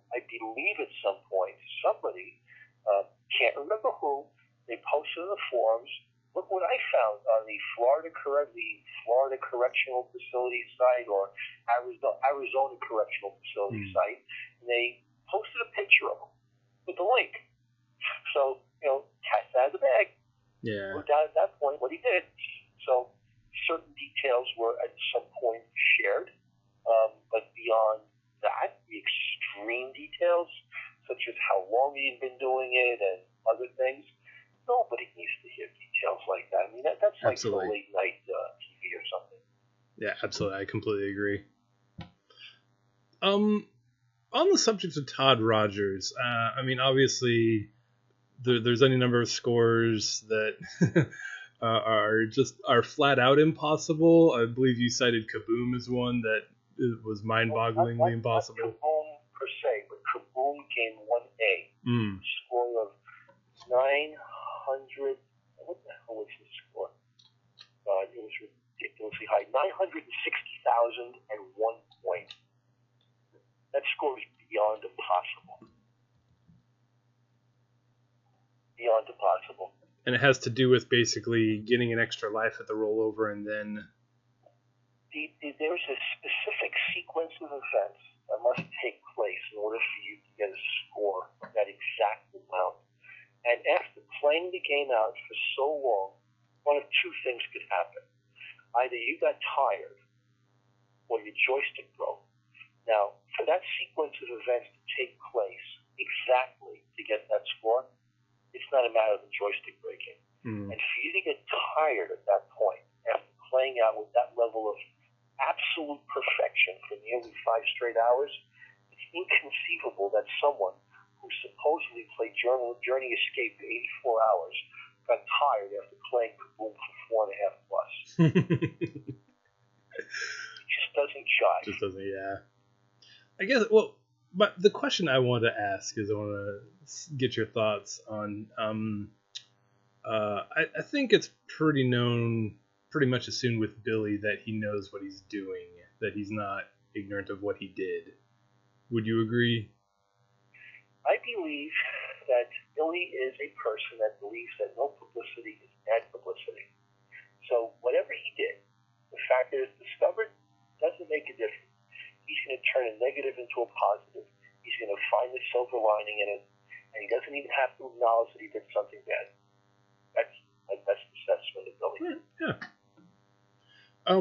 Todd, it seems, is a little more murky. There's some debate online as to whether Todd really believes his claims. What do you have to say about that? Well, I did give an interview once where I came up with my own assessment on it. You have to think back to the early 1980s. Todd was he's around my age. We were both late teens. We were practically 1981, 17, 18 years old range. You have, for the very first time, you have something that you're physically good at as far as quantifying it against your peers. And in fact, it's actually documented against your peers. So there's personalities that are satisfied with saying, look, I'm number 3, I'm number 5. There's some that'll say, wow, I'm number 1. Todd might be a personality where he has to be number 1. It was not good enough. And then it's possible, well, it's not just a matter of being number 1 by 1 or 2 points. I'm going to be number 1 by a crushing margin. So it's entirely possible that once the presence of senior name in the Activision newsletter became a reality, and seeing it there as number 1 on this title and maybe tied on that and number 1 on this, it's possible that it got taken a step or two too far. That it wasn't nearly enough being the person on top. You had to be legend on top. It's possible that they carried away with it. In the researching all this, I came across the old Picturehouse forums, which aren't active anymore, but a lot of the pages are on Internet Archive. And you By the way, I am a teacher Wong on the Picturehouse forums, just so you know. Oh, really? Yeah, I created a second persona. Oh, that's... And if you look at the Donkey Kong forums, Teacher Wong is me. That's really interesting, actually, because I've seen Teacher Wong. Like, a few people that knows this. That is so cool. Because I see, wow, Teacher Wong seems pretty to know a lot of this stuff. Yeah, that's me. That's me. That is so cool. Thank you for admitting that. I really appreciate that. Welcome. There's a little gem out there. Oh, that is so cool. Oh man, I wish I could. Well, I'll look back to this stuff later. The funny thing is, the one that found me out on his own, not through any computer search, but he's looking at what this person's writing. It was Dwayne that said, "Is that you?" No way. Yeah. Oh, that's good. That's great. There is one post by you under your name I noticed, and unfortunately, it was one I was really interested in seeing. It had like a whole bunch of replies to it, but that one was not saved on the archive yet, as far as I found. We were defending Billy tooth and nail back then. Yeah. Because at the time, right after the King of Kong movie came out, people were blasting Billy left and right. Basically, it was like he was some like evil monster trying to prevent Steve from getting his accolades, and we were defending that because we did not see him that way at that time. We were looking at everything that he did was so good for the TG organization, so good for gaming as a hobby.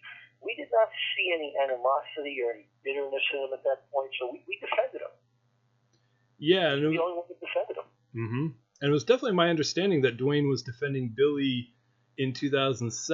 I wasn't able to bring up something like concrete to point to in time for posting the thing I did a couple days ago, but we all initially defended him because Billy would say he never saw the movie. He doesn't go onto the forums.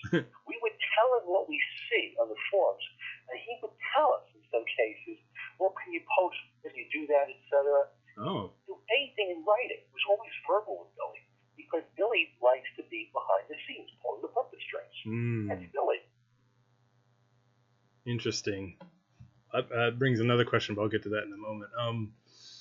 But yeah, and wasn't Dwayne's... So Dwayne ended up producing a video called King of Kong, and it's my impression that that was originally going to be... I mean, Dwayne is not a fan of Steve Wiebe or the King of Kong filmmakers, but... There's two things that you need to know. For starters, the original video product that Dwayne did was not the King of Kong. Dwayne started by blasting Steve Wiebe's performance. He was hell-bent on proving that Steve Wiebe was cheating and manipulated the board set. He turned off the collision detection by a little and a whole bunch of other things. But eventually, Dwayne got sick and tired of Billy, and he completely switched gears, and he changed the focus of his film project to be anti-Billy. Yeah. But at one point it was going to be very much standing up for Billy, right? Yeah, Dwayne changed his position at a certain point because Billy was just, we took it for face value, and we took it for granted because we'd known him for a while, and we had no reason to doubt him that he would do anything malicious or anything like that. But all of a sudden, anecdotal evidence would point that Billy did something, and eventually Dwayne wised up and changed his gears and no longer defended Billy. I myself was no longer defending him on the forums at a certain point after 2007. And then Dwayne came up with this film project. He won some money because of a cash settlement he got from a fortunate event he suffered in Los Angeles, as I understand it. And he used that money to fund this film project. And he eventually made it perfect front end, as you can now obtain it, I guess, from wherever you can download it online.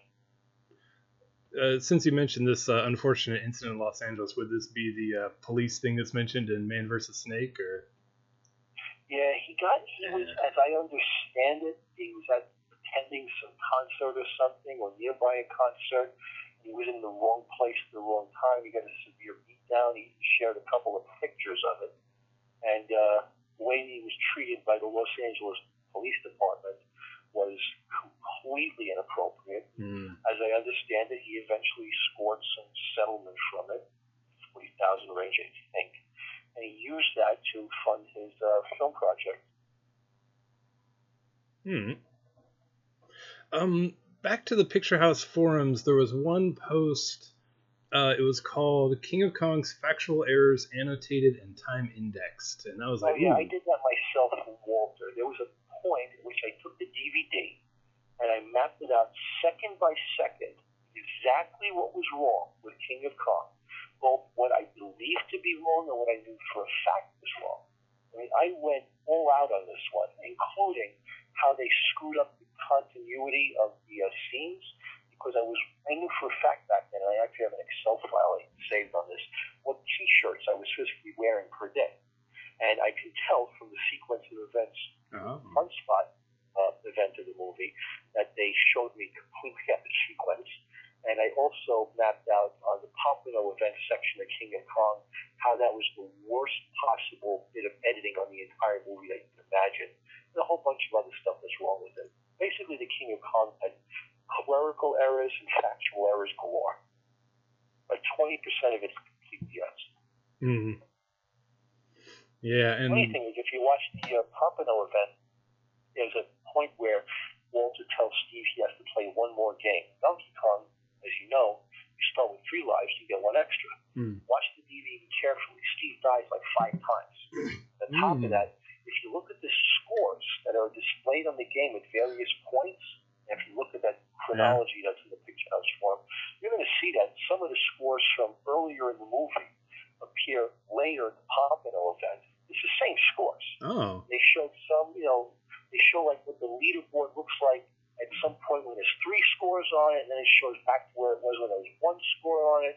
Basically, it's all the same game. Ah.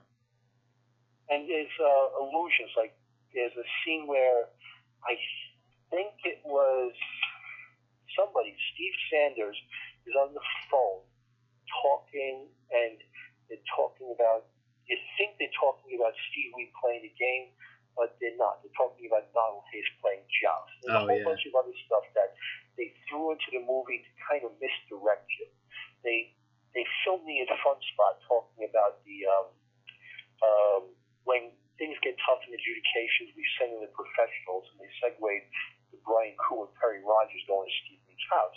What they clipped off was the rest of the interview that says when things get tough, we have to call in the experts who actually played the game at that level, so we can show them the tapes to find out, is this even possible, such as Chris Era and Donkey Kong. So they leave things off in the movie to bolster their side of presentation, to craft a point of view that Billy's the bad guy. And we defended him up to that point in Picturehouse forums. We had no reason not to. Yeah. You've definitely spoken a lot everywhere in here about the errors in King of Kong. I was wondering if you possibly had on some old hard drive somewhere the text of that post. I still have that. Oh, yeah, I'd love to see that. Well, yeah, all you need to do, I forget, did you already send me your email? I don't remember. I haven't yet. I'll get that to you. Send me the email via TGPM. My email address is, Yeah, exactly. If we're posting on this YouTube, Send me a TGPM, your email address, and I can email you this file, because I still have it. Yes, absolutely. I would love to see it. I saved everything. I even saved the original Bill versus Steve 1 million point, first million points on Donkey Kong article I wrote. It's like 40 pages long. I still saved that too. I think I have seen that. I think it came up in the dispute, yeah. Yeah, we were fully prepared to actually release that until 2 days before, when we found out that Brian and Terry Rogers found that gummy substance, which is a whole other conversation, on one of Steve Weeb's board sets, and they found Roy Shilt's name there. And I do want to say publicly that gummy substance thing, that is not something I came up with on my own. That is something that after Brian Kuh discovered it there, Billy and Chris Iron told me on the phone that the gummy substance on the board is not supposed to be there, and it potentially could affect the clock speed and the way the game plays. And being that I'm not technically savvy, I have to take their word for it because they're the experts. So that's the source of the gummy substance comment. It came from them.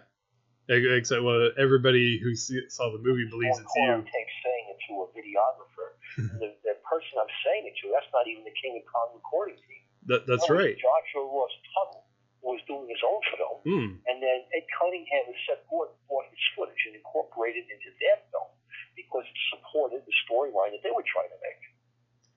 Yeah, actually, The guy's name Tuttle in the DVD, if you cue it to the end of the credits, you're going to see the guy's name there. Tuttle. That's why his name is in the credits. They bought his footage. Yeah. Do you have any other interesting stories? Because it is known that there were a bunch of different crews that ended up selling their footage to both King of Kong and Chasing Ghosts. That one I can tell you for a fact, because that one was filmed at my place of employment at 200 Garrett Street in New York City. And the King of Kong people never came to New York City. Yeah. Any other interesting stories regarding different film crews that dropped away? There was 2 film crews there. I don't even remember what happened to the second one, because all of a sudden at that event, 3 film crews popped up. Now, the Ed Cunningham film crew, they weren't there to film King of Kong per se. We were told they were there to film a retrospective on gamers from the here and now, how they feel about how gaming has developed, what they've been doing over the years. Basically, they had this unfocused, sense of direction, and they didn't really know for sure what their final film product was going to be. It morphed into King of Kong, so we're told.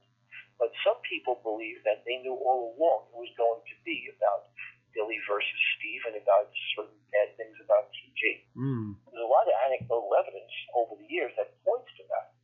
The other film crew guys, they had their own budding film projects because all of a sudden everything was, there was a big interest in classic arcade gaming in 2005 for some reason. King of Kong hadn't even come out yet. And all these guys just suddenly showed up at Funspot's doorstep, but they were all working independent of each other. And some of them were there to get dirt on TG specifically.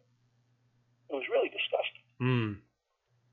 There was one instance where one of the film crews, and they did this on me actually, and they did this on one other gamer, they did not take mics off that we were wearing. And we're not accustomed to being interviewed, so we forgot we were wired the mic. We're wandering around the event area, and we're talking to this and that, and they're capturing the audio of what we're saying. Oh no! Because we forgot that we had a mic hooked up. Oh no! Did that end up getting used, or? Yeah, and they got information. They didn't use it, but they knew that there was things going on. So they were definitely mostly interested in some of the stuff involving TG and Steve Wiebe, and also TG and Abdner Ashman, who had a budding Miss Pac-Man World's record that was in the process of being reviewed, which TG also hadn't proved, also because of Billy Mitchell. Billy Mitchell was trying to squash that performance. So was Chris Ira. Yeah, I was about to ask you about the Abdner Ashman story. Abdner came out of the blue, and Abdner was basically a junior Pac-Man player, and he was the first player, I think, that got past 1 million on junior Pac-Man, and also he got a 20-something thousand. He beat Chris Ira's record by a few hundred points on Miss Pac-Man. And the thing with Abdner is Abdner got, in Miss Pac-Man, you get to a certain board, and then there's a number of kill screens that comes up. And the number of kill screens could be 1, 2, 3, 4, or 8. Abdner got 3 games in a row with 8 kill screens each. Billy, Chris, and Rick Fothergill combined over 20 years only had about 7 games between them that had 8 kill screens in them. So they were wondering how Abdner got 8 kill screens in a row 3 times in a row. So I had Abner's board checked out by a recognized industry expert. They also paid, and this was at my own expense, I paid to have Darren Harris's board checked out, and they came back from Lupine Systems with a good thumbs up. Abdner was using, and again, I'm not a technical person, he was doing the equivalent of using a DC board in an AC environment with an adapter in between. And the guy said, well, from a purist point of view, it's not the same, of course, but from a gameplay point of view, I can't see how it possibly changes the outcome of the performance. And Billy and Chris were trying to say, no, can't accept it, it's not statistically possible, don't accept it, and Walter and I accepted it anyway. Because Billy was trying to use the weight of his board of directors' influence on us, and I wouldn't have it. So Billy was basically trying to squash his score, just like it was apparent that he was trying to squash Steve Wiebe's. So apparently some of these videographers through the mics that we had hooked up to us, they got wind of this, and they were actively trying to get, as they said, dirt on TG. And one of them, And Brian King and Walter and I were going to go to the cabin with Abdner and Darren to hash it out. They were outside. They had those mics pointed directly at the windows. You know, those long mics that pick up sounds from 60 feet away? Yeah. And these guys, they were getting sneaky. They even got, they were at Funspot posting signs all over the place saying, you will be if you're in this area, you will be photographed as part of the film project. They were putting these signs up even without permission of Funspot management. Something that Gary Vincent shut down immediately. Mm-hmm. I told Walter they had these signs up for 40 minutes. There's no way to know what footage was filmed within that 40 minutes. So legally speaking, you don't know how much of this footage was authorized or not. You can use this in a court of law to shut down King of Kong, but Walter didn't bother to. Yeah. My belief is Walter and Billy wanted King of Kong to go out. Because if you think about it, why would Billy, years later, have the King of Kong arcade set up in the Florida airport using the very same poster showing Walter and Billy, Billy and Steve on it? Walter and Billy knew damn well what was going on all this time. Orchestrated. Billy wanted King of Kong to come out. When Walter pressured us to sign the what's that called? Those agreements. Life rights agreements. Rights. Yeah. When you sign that agreement, like you participated in the film, whatever it's called, Walter pressured us into signing it without even telling us that Roy Shildt was going to be part of the film. I have seen where Billy has said that it was his impression that Roy Shildt that his signing of that was contingent on Roy Shildt being excluded, and then he discovered later that the Roy Shildt exclusion only pertained to the remake. That because Walter was pressuring us to sign it. And I found out a week after I signed it that Roy Shildt was going to be in it.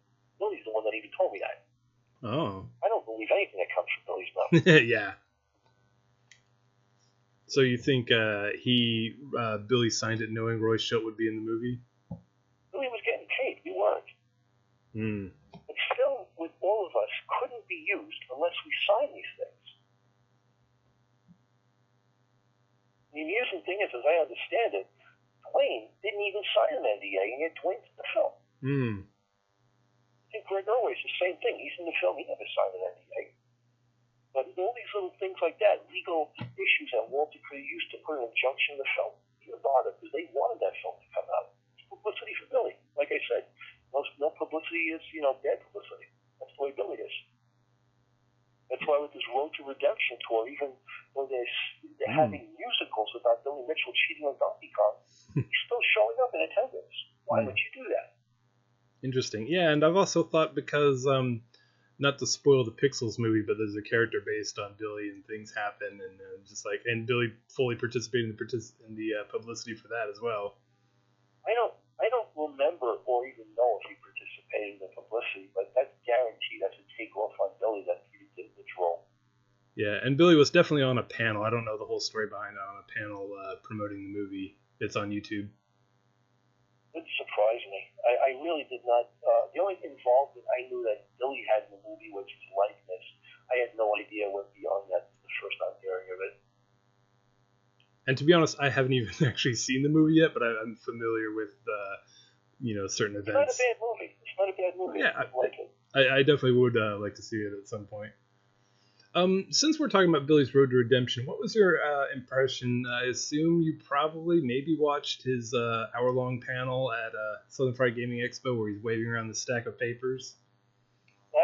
That little panel where I think there was Black Wolf there as well, Bobby Black Wolf. Yep. He's someone I actually met in 2004. Surprisingly, he remembers that. I was talking to him about it via internet chat, Facebook chat, or whatever it was, and he remembers that. And he was sad that he was on this panel and really couldn't say what he wanted to because the minute it started, Walter and Billy pretty much commandeered the entire discussion. That was annoying. The whole thing is basically to make Billy look good.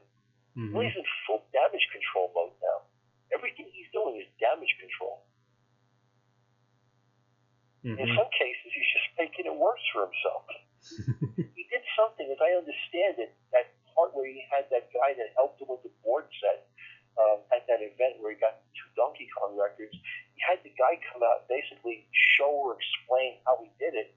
And then the experts are looking at this and they're saying, that doesn't help the case, it makes it worse. Yeah, there were a few things like Carlos Pinero, who eventually did come out and say, yeah, there's no way this video came from arcade, but he was providing evidence that was supposed to prove Billy innocent, and then people looked at it and said, no, that actually is just more proof that he's guilty. See, the thing with Billy he is a good Donkey Kong player. The problem is, he has to be the best.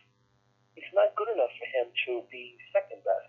This is one of the reasons why you'll notice that what Billy does is he throws his game off at a certain point. He'll get to a certain point, so you know he's a great player.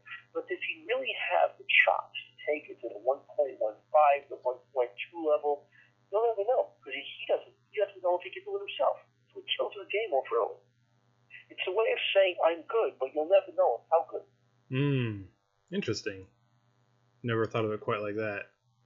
No self-respecting world record player in a video game, in a finite completion game, will kill a game in progress just because they can. That's not arrogance. Not at all. An arrogant player is a player that he can't get 12 million, but he'll only put up 11 just for the hell of it. That's arrogance. This is a finite completion game with a finite number of boards. Billy does not want people to see how good he can do. He does not. I don't think he wants people to see that, because the minute he shows, here's the best I can do, Robbie Lakeman will come and get 1,247,000, which Billy cannot do. Yeah. That way it's always kind of a mystery. Yeah. Do you think that he has perhaps tried himself in private to see how well he can do? Probably he did. Like, he probably knows he cannot get past a certain point. There are certain gamers in the classic arcade game genre, I know for a fact, during a competition of 10 titles, where you get a percentage awarded per title based on your score relevant to the top score on the event for that title. So if the top score is 1,000, you get 900, you get 90%. There's some gamers that will play 8 or 9 of the titles in the event, but if they know for a fact they're not going to finish at number 1, they will not play that 10th title. Because they don't want people to see that they finished, they qualified, but they only came in 3rd, 4th, 5th. They don't want people to see that. So they'd rather submit good scores on 7, 8, 9 games out of the 10, but not even bother with the rest. It's an ego thing. Like I said, some players have to be number 1. Yeah. What are your thoughts on the Twin Galaxies dispute process and how the Todd and Billy disputes were conducted so openly? Well, to be honest with you, Jace Hall, as the current manager and custodian of TG, he has a standing policy of full transparency, which initially I was vocal against for a number of reasons, but over time, this policy became the way to go, and I acknowledge that. Not that it needs to change because of how I feel, I'm just one person out of many, but it seems to be best for the current gaming community climate, and for all of these things to be openly resolved and openly discussed. It may be a little unsavory to some, but the greater, I'm not going to say it's the greater good, but the greatest sense of accuracy and closure is that when all the experts have had a chance to chime in publicly, this way there's no doubt as far as what the outcome is. I think that that's what works in this case.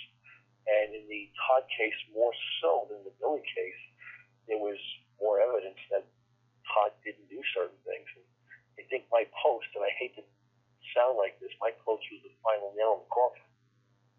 If you look at the Todd dispute, right after my post, Jace locked the thread. Yeah, and I was actually about to ask you about that as well, because they had initially announced that the resolution of the dispute would be, I think, March 31st of last year, and then they got... This is going to be, this is going to come out publicly. I don't really care at this point. Yeah. I had an agreement. I wrote that I had a pending post I was going to make, and it was going to be a really long one, lasting, because I pretty much had it at that point, and I was going to say, here's what I know, and that's my last post. And I sent the prelim of it to Jason, who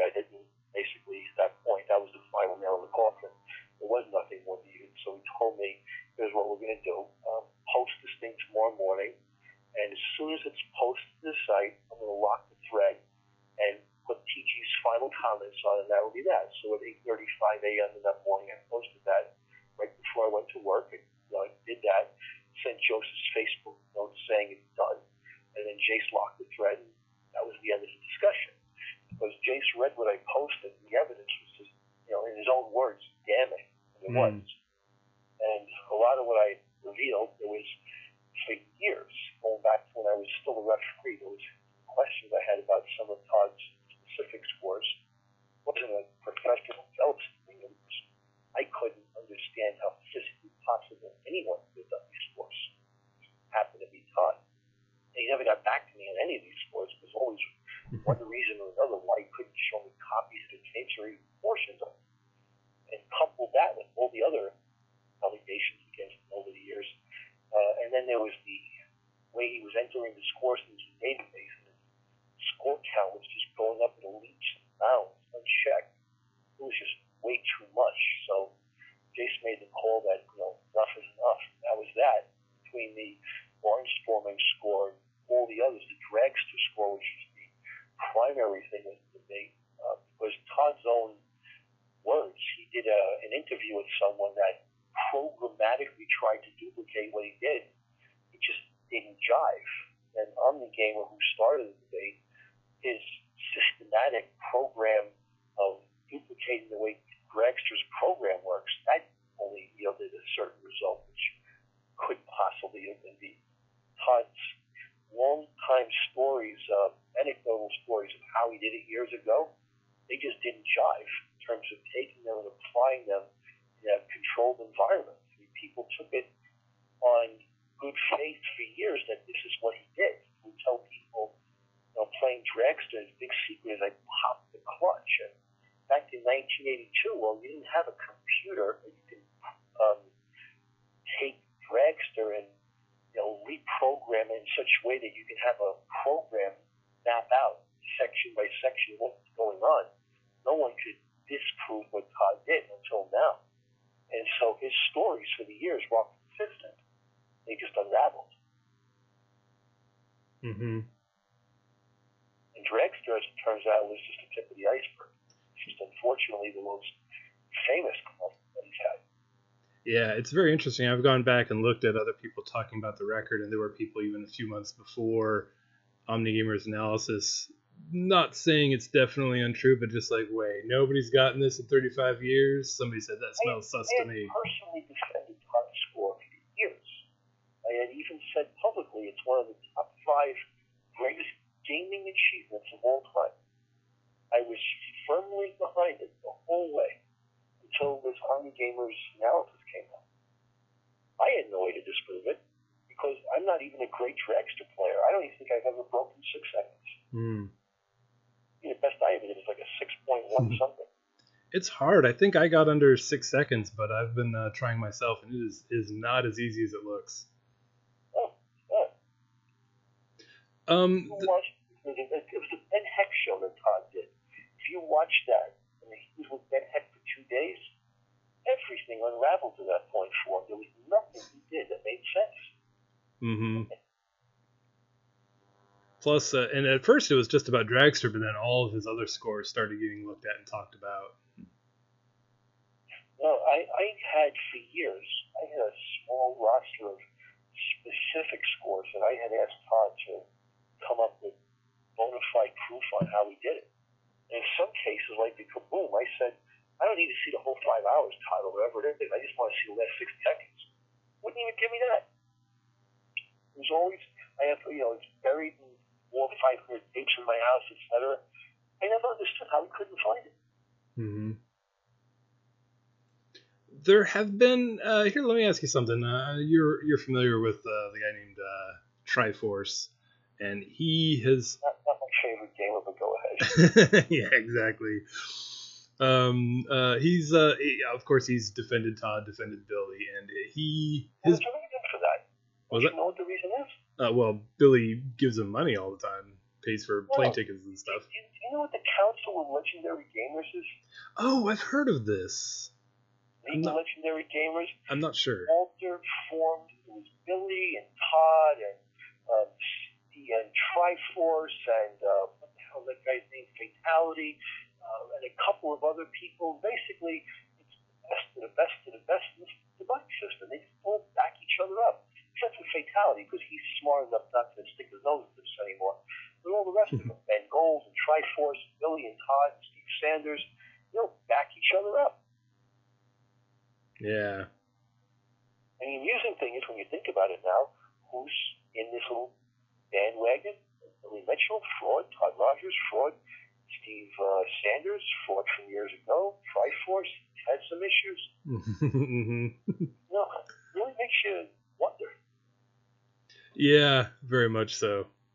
And Triforce hasn't, he's always kind of had a plausible excuse for things, but definitely a lot of like, that seems weird, There's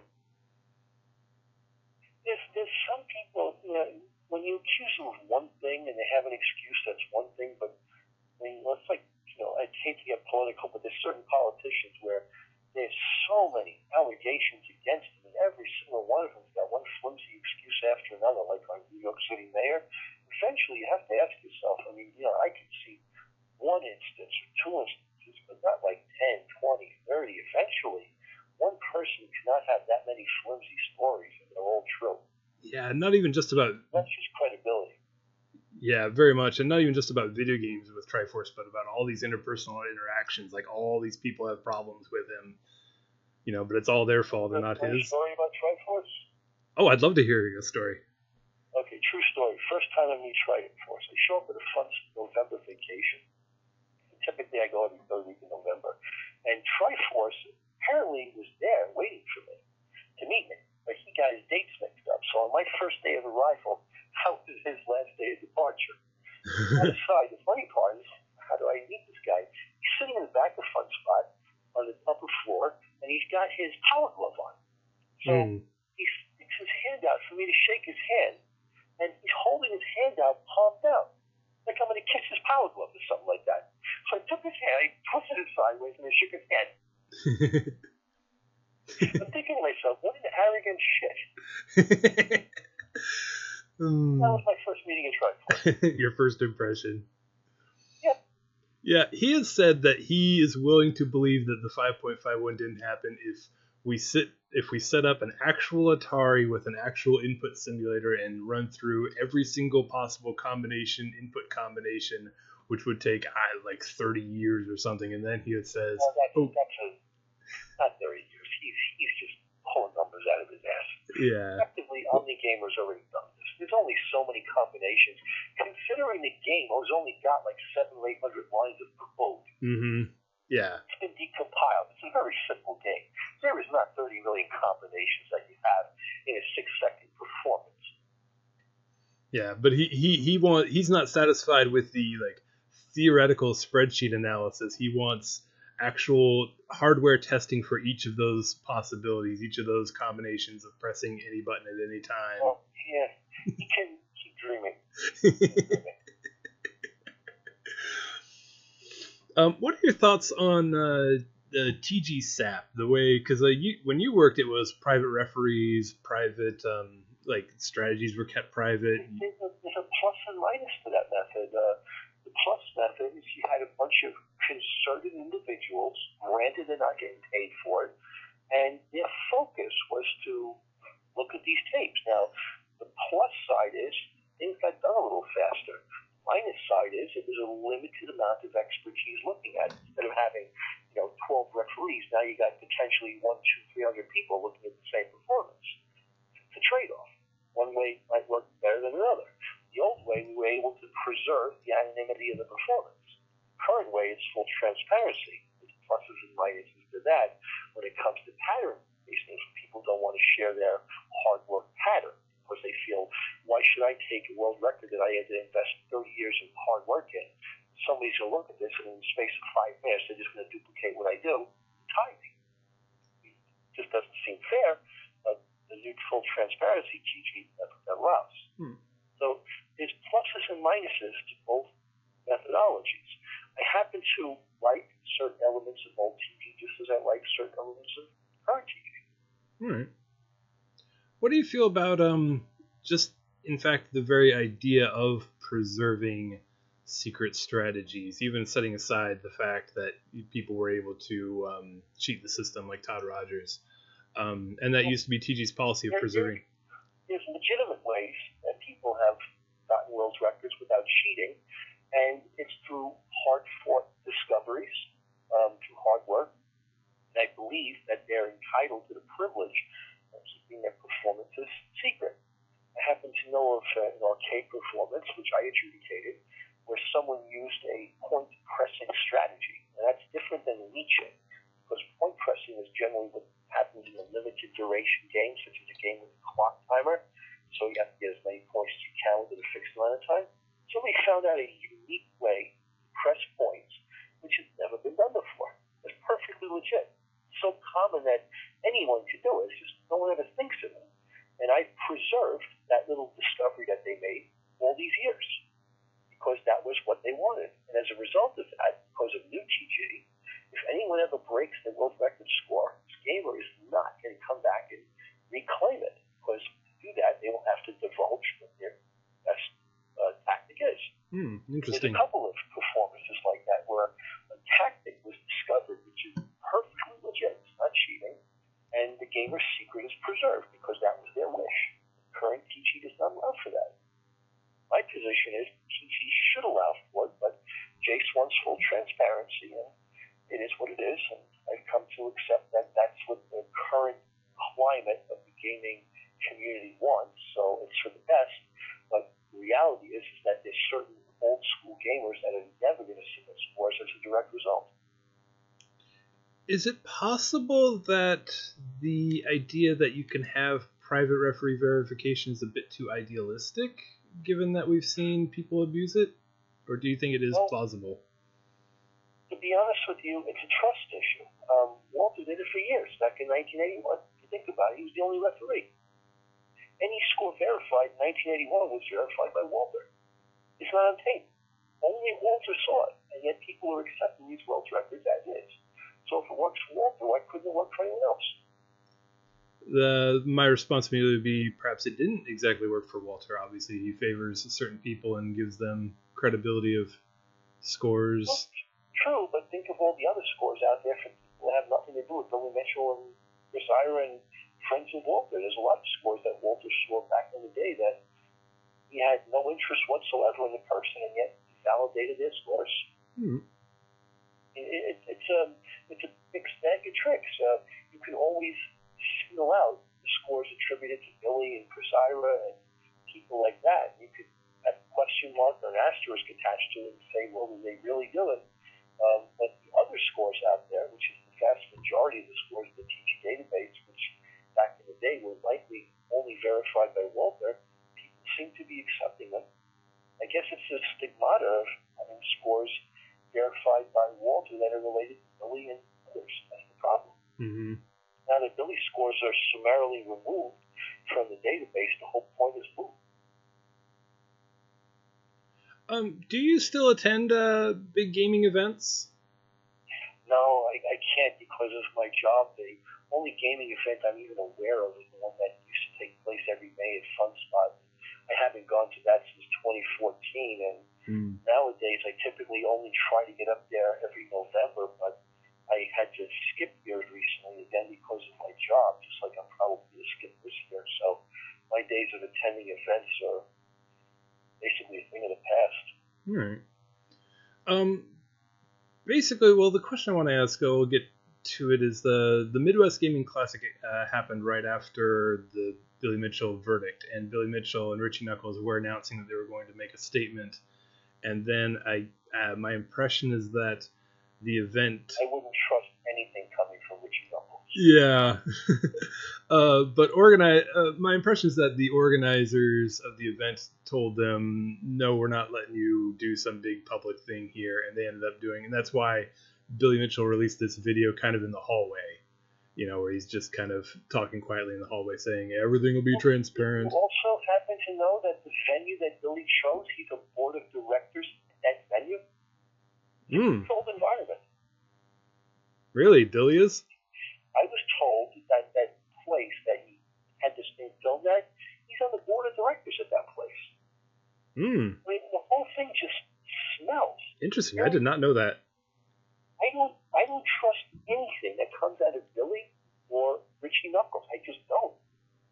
I mean, Billy could duplicate and say, here, I just did $1,050,000 on Donkey Kong. That proves what I did before. No, it proves that you did $1,050,000 now. That's all it does. Gosh, it's very interesting now. So, gosh, could it be that, like... I think it was even Bobby Blackwolf that told me I was one director's member at that organization. So could it be that, like, they wanted to make it look like, oh, we have all this evidence that we could totally present of our innocence, but they really wanted to buy some time for the presentation at SFGE? Yeah, I mean, personally, I think this whole Road to Redemption thing is just Billy's last gasp effort at trying to get back into the limelight, because right now it just seems like he's in free fall. And Billy's the type of person, the personality that's got to be in the limelight, just like Walter is. They got a symbiotic relationship. Walter needs Billy, and Billy needs Walter. Mm-hmm. Billy needs Walter to be in print. Walter needs Billy to be in the media. So one always supports the other. That's why Walter commandeered the mic during that interview with Billy on that panel with Black Wolf there. Yeah. After Walter commandeered the mic, Billy spoke out, and they pretty much ignored the guy, Bobby Black Wolf. Mm-hmm. Yeah, and he talked about that with Tipster once. Yeah, I had a good conversation with Tipster, Robert Santel. You really got a kick out of that. Yeah, and I really appreciated your interview with him over there. That was great. Oh, no problem. I guess, well, the question I was leading up as far as events is that there are definitely people kind of who are event goers who see and understand the evidence, who know that Billy Mitchell is a liar and a cheater, and that he's mistreated people over this. And then obviously there's people on the other end who are very much in his camp. Since you're not going to events, maybe you're not really in a position to speak on it, but like, how do you have any thoughts on how that might play out with these very disparate camps sort of intermingling? To be honest with you, there's some people, and I have to say that back in 2007, early 2007, late 2006, I was pro-Billy. I had no reason not to be. And chances are there's a lot of people that, like Ben Gold and Triforce, they will, with their dying breath, they're going to defend Billy and everything he did, and Billy can do no wrong. Prove to me otherwise, even though the proof is pretty much written on the wall. Mm-hmm. But the reality is they will be unwavering in their support of it. It doesn't matter. You can have it in writing on videotape that he cheated. They're still not going to believe it. And they're entitled to their position. And no matter what you come out with evidence-wise, they will not believe it. You can have a computer program to play Dragster and go through 1 billion iterations, and Triforce is still not going to believe it. Because that's just the way they are. Mm-hmm. And is it because they cannot be in the media seen as opposing Billy? It's possible. It's quite possible that it's like, God forbid you turn on the fraternity brother or something. There's some people that are so deeply attached to that person from a friendship basis or a professional basis, they will not go against him.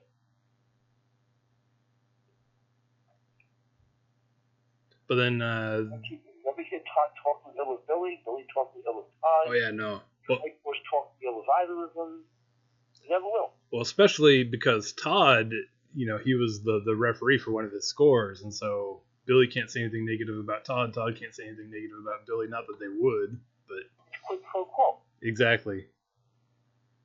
And then that gets into a question. There's going to be a lot of people at these events who are just like, these cheaters, and, they're getting celebrated. That's why, and you don't know this, and I can, again, when you send me the email, I will send you proof of this.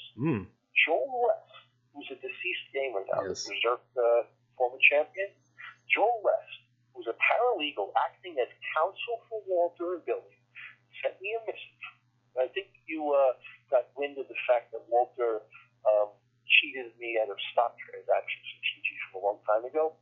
Yeah. Walter wanted to make amends.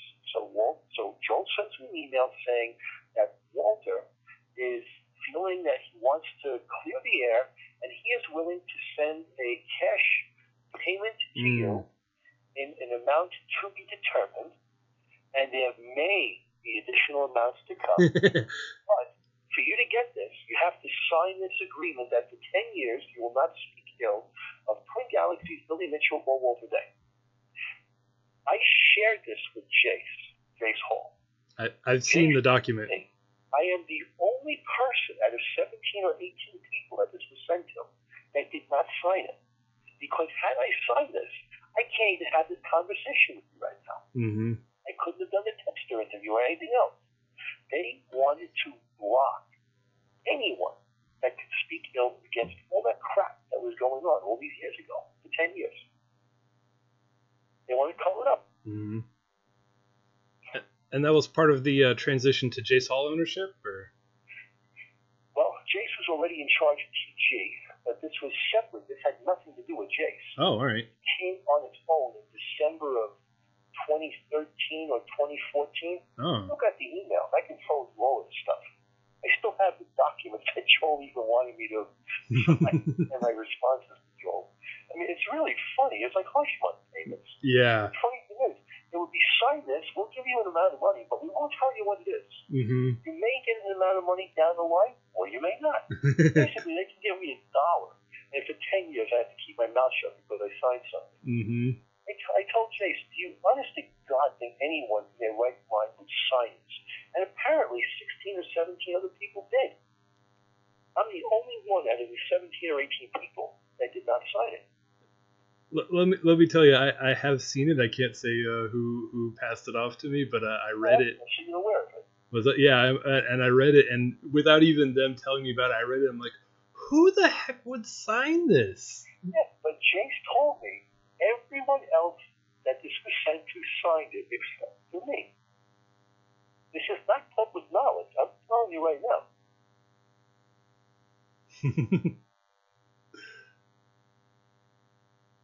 Laughable. It really is. It really is. And I don't know if the document has actually been published openly, but it is laughable. I mean, this is not the first time that Walters tried to engage in hush money attempts. I got documentation from the way back with, I think it's 1984 to 87, where Steve Harris had to complain about Walter and Billy, and I could even email you this. It was from Sterling Publishing, where they were trying to extort $3,000 from Steve Harris for basically just merely showing up at one of his events. And Steve Harris is saying, why would I have to pay this? I got the documents from it. Yeah, that was a thing, like, are you talking about the thing in the 80s where Steve Harris wanted to submit to Guinness, but then Twin Galaxies had the... Something like that. I got the documents for that. Oh, gosh. I know where I got them. I know who I got them from, but I got the documents for it. Mm-hmm. Walter and Billy Mitchell engaging in hush money. Mm-hmm. Sorry, in extortion. This is the Walter and Billy that most people don't know. That's incredible.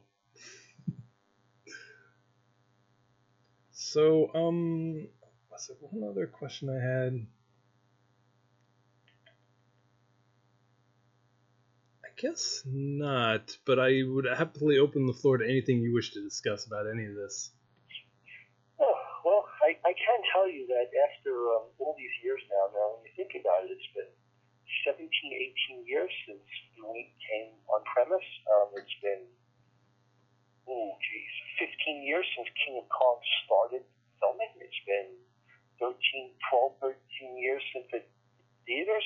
I mean, time flies. So some of the facts are starting to get a little fuzzy, but thankfully I got most of it documented in certain files either already published or they've saved on my hard drives here, because it's nice for people to understand what really happened back then. Because a lot of people, they watch King of Kong and they make judgments of what happened and about people participating in it based on a 90-minute film. I mean, it's amazing how people have formulated opinions of, for instance, myself. I'm in the film for not even 3 minutes, and yet by the end of those 3 minutes, they take a look at me and say, oh, guys, a jerk. Mm-hmm. 3 minutes. I remember being in a movie theater in Manhattan shortly after it was released. And I'm in there with the Frogger champion, Pat LaFay, and we're watching it. And there's a scene in the movie near the end where they show a chronicle of what's happened next. Yeah. It shows Robert Mruczek, resign from TG, and the audience is like snickering at that because it makes it sound like I resigned out of disgrace or something like that. When the reality is I left TG on my own accord because of Walter. Mm-hmm. And nothing to do with anything. And then I'm going down the elevator with people that was late, and they finally realize who I am in the elevator. And there's people like it's dead silent. They don't know what to say. And someone finally goes, "What you think of the movie?" I said, "It's okay." I realized that they recognized me in the elevator. They didn't know I was in the theater, but they sure as hell saw me in the elevator. The point being is that they made an assessment based on seeing me in the film for all of 3 minutes or less. And I wish people knew the truth behind this film. Mm-hmm. Obviously they see more of Billy and Steve in it. Billy's pointed out, made out to be some villain. Billy is a dick. I mean, I'm going to say that flat out, but most people that know him will tell you, that's Billy, all right. It's the Billy behind the scenes that you generally don't see. That's the nice part of him. And Billy can be a nice person behind the scenes. He just chooses to show in the media, the arrogant Billy. That's his decision to do so. Mm-hmm. I spoke with somebody else who used to be being nice. I spoke with somebody else who used to be a TG ref, and he said basically Billy's just a completely different person in front of the camera. You can sit and have a regular conversation with him. Camera turns on, he becomes the persona. Yeah, there's Billy the gamer, and there's Billy the person. Billy the gamer is unfortunately what most people end up seeing. Also, regarding King of Kong, last night I was doing a little prep for this interview, and I just kind of, thought, whatever, I'll just throw the movie on and have that going while I'm doing this prep work. And I noticed something I've never noticed before, actually. So the narrative is that Wiebe, none of his scores were accepted and stuff. Towards the end, that event in Florida, you said it was Pompano? Mm-hmm. Yeah, they had all these cabinets out and they were reserved for people that had their name above them. Abdner Ashman, Doris Self, like that was reserved for them, and it had their high score. And there's 2 placards above the Donkey Kong machine, and there's Billy Mitchell, and it says it scored 1.047. And then behind that, kind of, behind and off to the side of Steve Wiebe, and you can see the 1.0 of his 1 million score. That is apparently... But I never noticed that in the movie before. Well, if you have the DVD and you listen to the director's comments, while they're showing the scene of Walter entering the score into the database of Billy Mitchell's 1.47 million, you can listen to Seth and Ed. I forget which of them says this. They mentioned that Robert personally removed the score from the database 2 days later, but they left it out of the physical movie. You would have to buy the DVD and listen to the director's comments to know that. Yeah. So it's nice that they acknowledge that I did that, but it would have been better if in the movie they show it to show that, yes, I am impartial. Mm-hmm. But they did. They wanted to craft a storyline that painted TG, including myself, as biased towards Billy. To say nothing of the fact that Tim Sczerby's name never comes up. Yep. And there's a reason for that. Tim Sczerby effectively is like plain vanilla, whereas Billy versus Steve is black and white. Yeah. That brings up another question. I saw an interview where I don't put much stock in this claim, but it was either Seth or Ed said that they chose not to include Tim Sczerby because there was some point of contention or some controversy around his score that some people didn't recognize it. Oh, yes. Yeah, that's what I figured. There are people, Dwayne included, that believe that the King of Kong story originated way before King of Kong, as a term was even created. There were anecdotes that suggest that they were already aware of this Billy Mitchell, Steve Wiebe thing. And that occurred even before they showed up at Funspot to do the initial filming. And we'll never know for sure. Yeah. Never will. What annoys me, though, is in a lot of interviews, Seth and Ed are presented with people asking questions about, well, there are a lot of people saying that there's certain elements of this movie that are not true or they're misstated, and they're saying, well, we don't have time to look at this stuff, and they're so dismissive about it because they don't want to admit. They damn well they were presenting evidence that was distorted, misstated, half-truths. They just wanted to get that side of the story out there. Mm-hmm. Not the whole story, but just enough to convey the viewpoint that, bad TG with Steve Wiebe. Mm-hmm. And it worked. The average person that sees it, that's exactly what they're going to come out of that movie thinking. Oh, yeah, definitely. And to be frank, and I said this in the post I wrote a couple days ago, that I used to, because I saw the movie, thought, Billy's a jerk and blah, blah, blah. And then I read more about the movie, about what you and Walter had written. And after that, I would defend Billy and Twin Galaxies to people and say, no, the movie didn't make it, it wasn't really representative of the truth. Of course, now I know that. To be honest with you, the saddest part of all is Brian Koo. Brian Koo has skewered. Mm. There was a YouTube clip. It was the guy running around New Jersey somewhere telling people in the damnedest places there's a Donkey Kong kill screen coming up. I mean, they made a laughing stock out of Brian Koo. Mm. We were telling Brian after the movie came out, we were serious about this. We told him, Brian, you should copyright there's a Donkey Kong kill screen coming up. Oh, yeah. And he went, why not? Catch your night. Yeah. He never did it. There was actually T-shirts made that had Brian Koo's image on it showing you the Donkey Kong kill screen coming up. Ridiculous. My boss at my... With my likeness on out there, if you look it up on Google, oh, really? it has me saying something about in the Tron life cycle pattern. If you don't know the pattern, you will die. So there's an image of myself on there. It's a comic representation of me saying that. Mm-hmm. It's ridiculous. But if you do Google search Robert Mruczek T-shirt, come on. I will totally look that up. Yeah, and those sorts of lines, they just stick in people's memories. My boss at my last job, he loved the movie. We would talk about it sometimes, and he had no idea who anyone's name in the movie. Even Billy Mitchell, he would say that guy with the hair, but he would always be like, Donkey Kong kill screen coming up. We told Brian he should rent out his services. He should show up at frat parties and graduation ceremonies and weddings to show up. Oh my gosh. $150 just interrupt the wedding in progress saying it's a Donkey Kong kill screen coming. It's fine. You make a killing. You make $1,000 a day doing this. Somebody would totally, absolutely hire him to do that. I mean, I think the idea would have been hilarious back then. Probably get arrested doing it, but it would be funny as hell. How is what's Brian Koo up to these days, if you don't mind me asking? I'm not trying to get too personal into his business. Nobody knows. He doesn't show up like clockwork with Funspot. His own friends don't see him for weeks or months on end. Mm. When he does show up, he wears a hoodie and he goes through Funspot, checking the coin slots for return tokens, and then off he goes. He doesn't even play a game. Mm. I mean, it's like he's a resident of New Hampshire, but no one knows where he is and what he does. Interesting. He doesn't play games anymore. He retired to take Funspot to New Hampshire to play games. But then, amusingly, he decided he's going to get a job for 8 hours a day to get extra tokens to play games. Now, mind you, Funspot tokens are 16 cents a pop, so you really don't need to.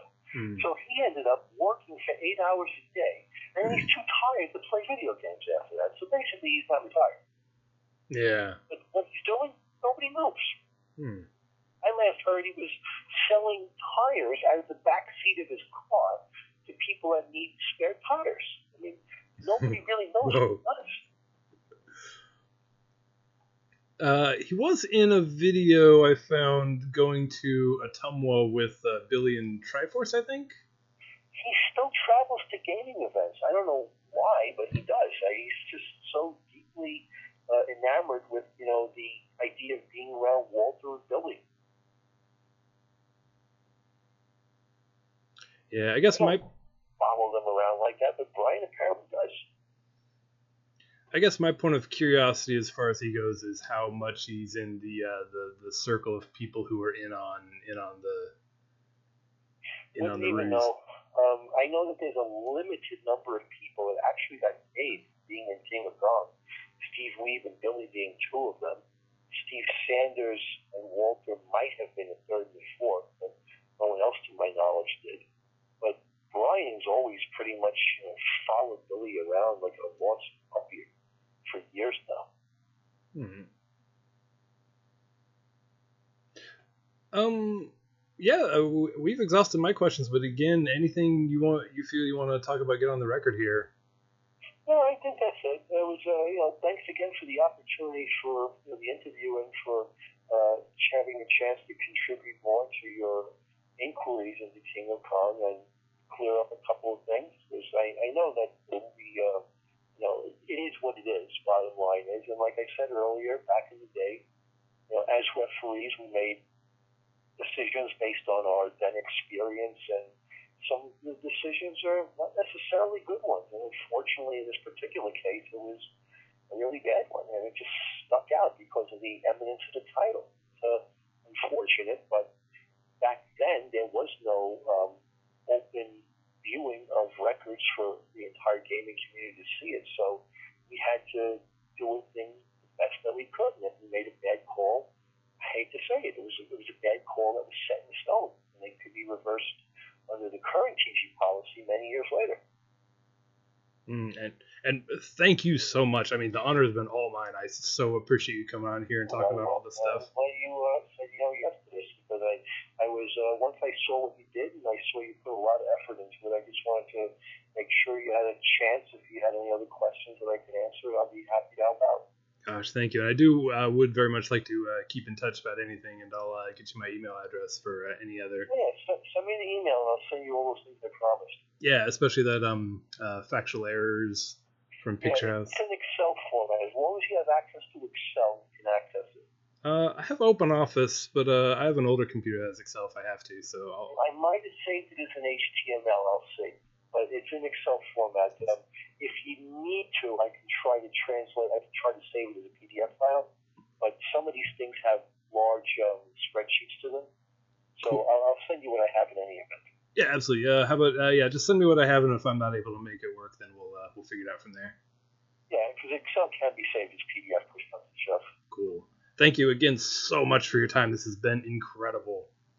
No problem. You take care. You too. Have a fantastic one.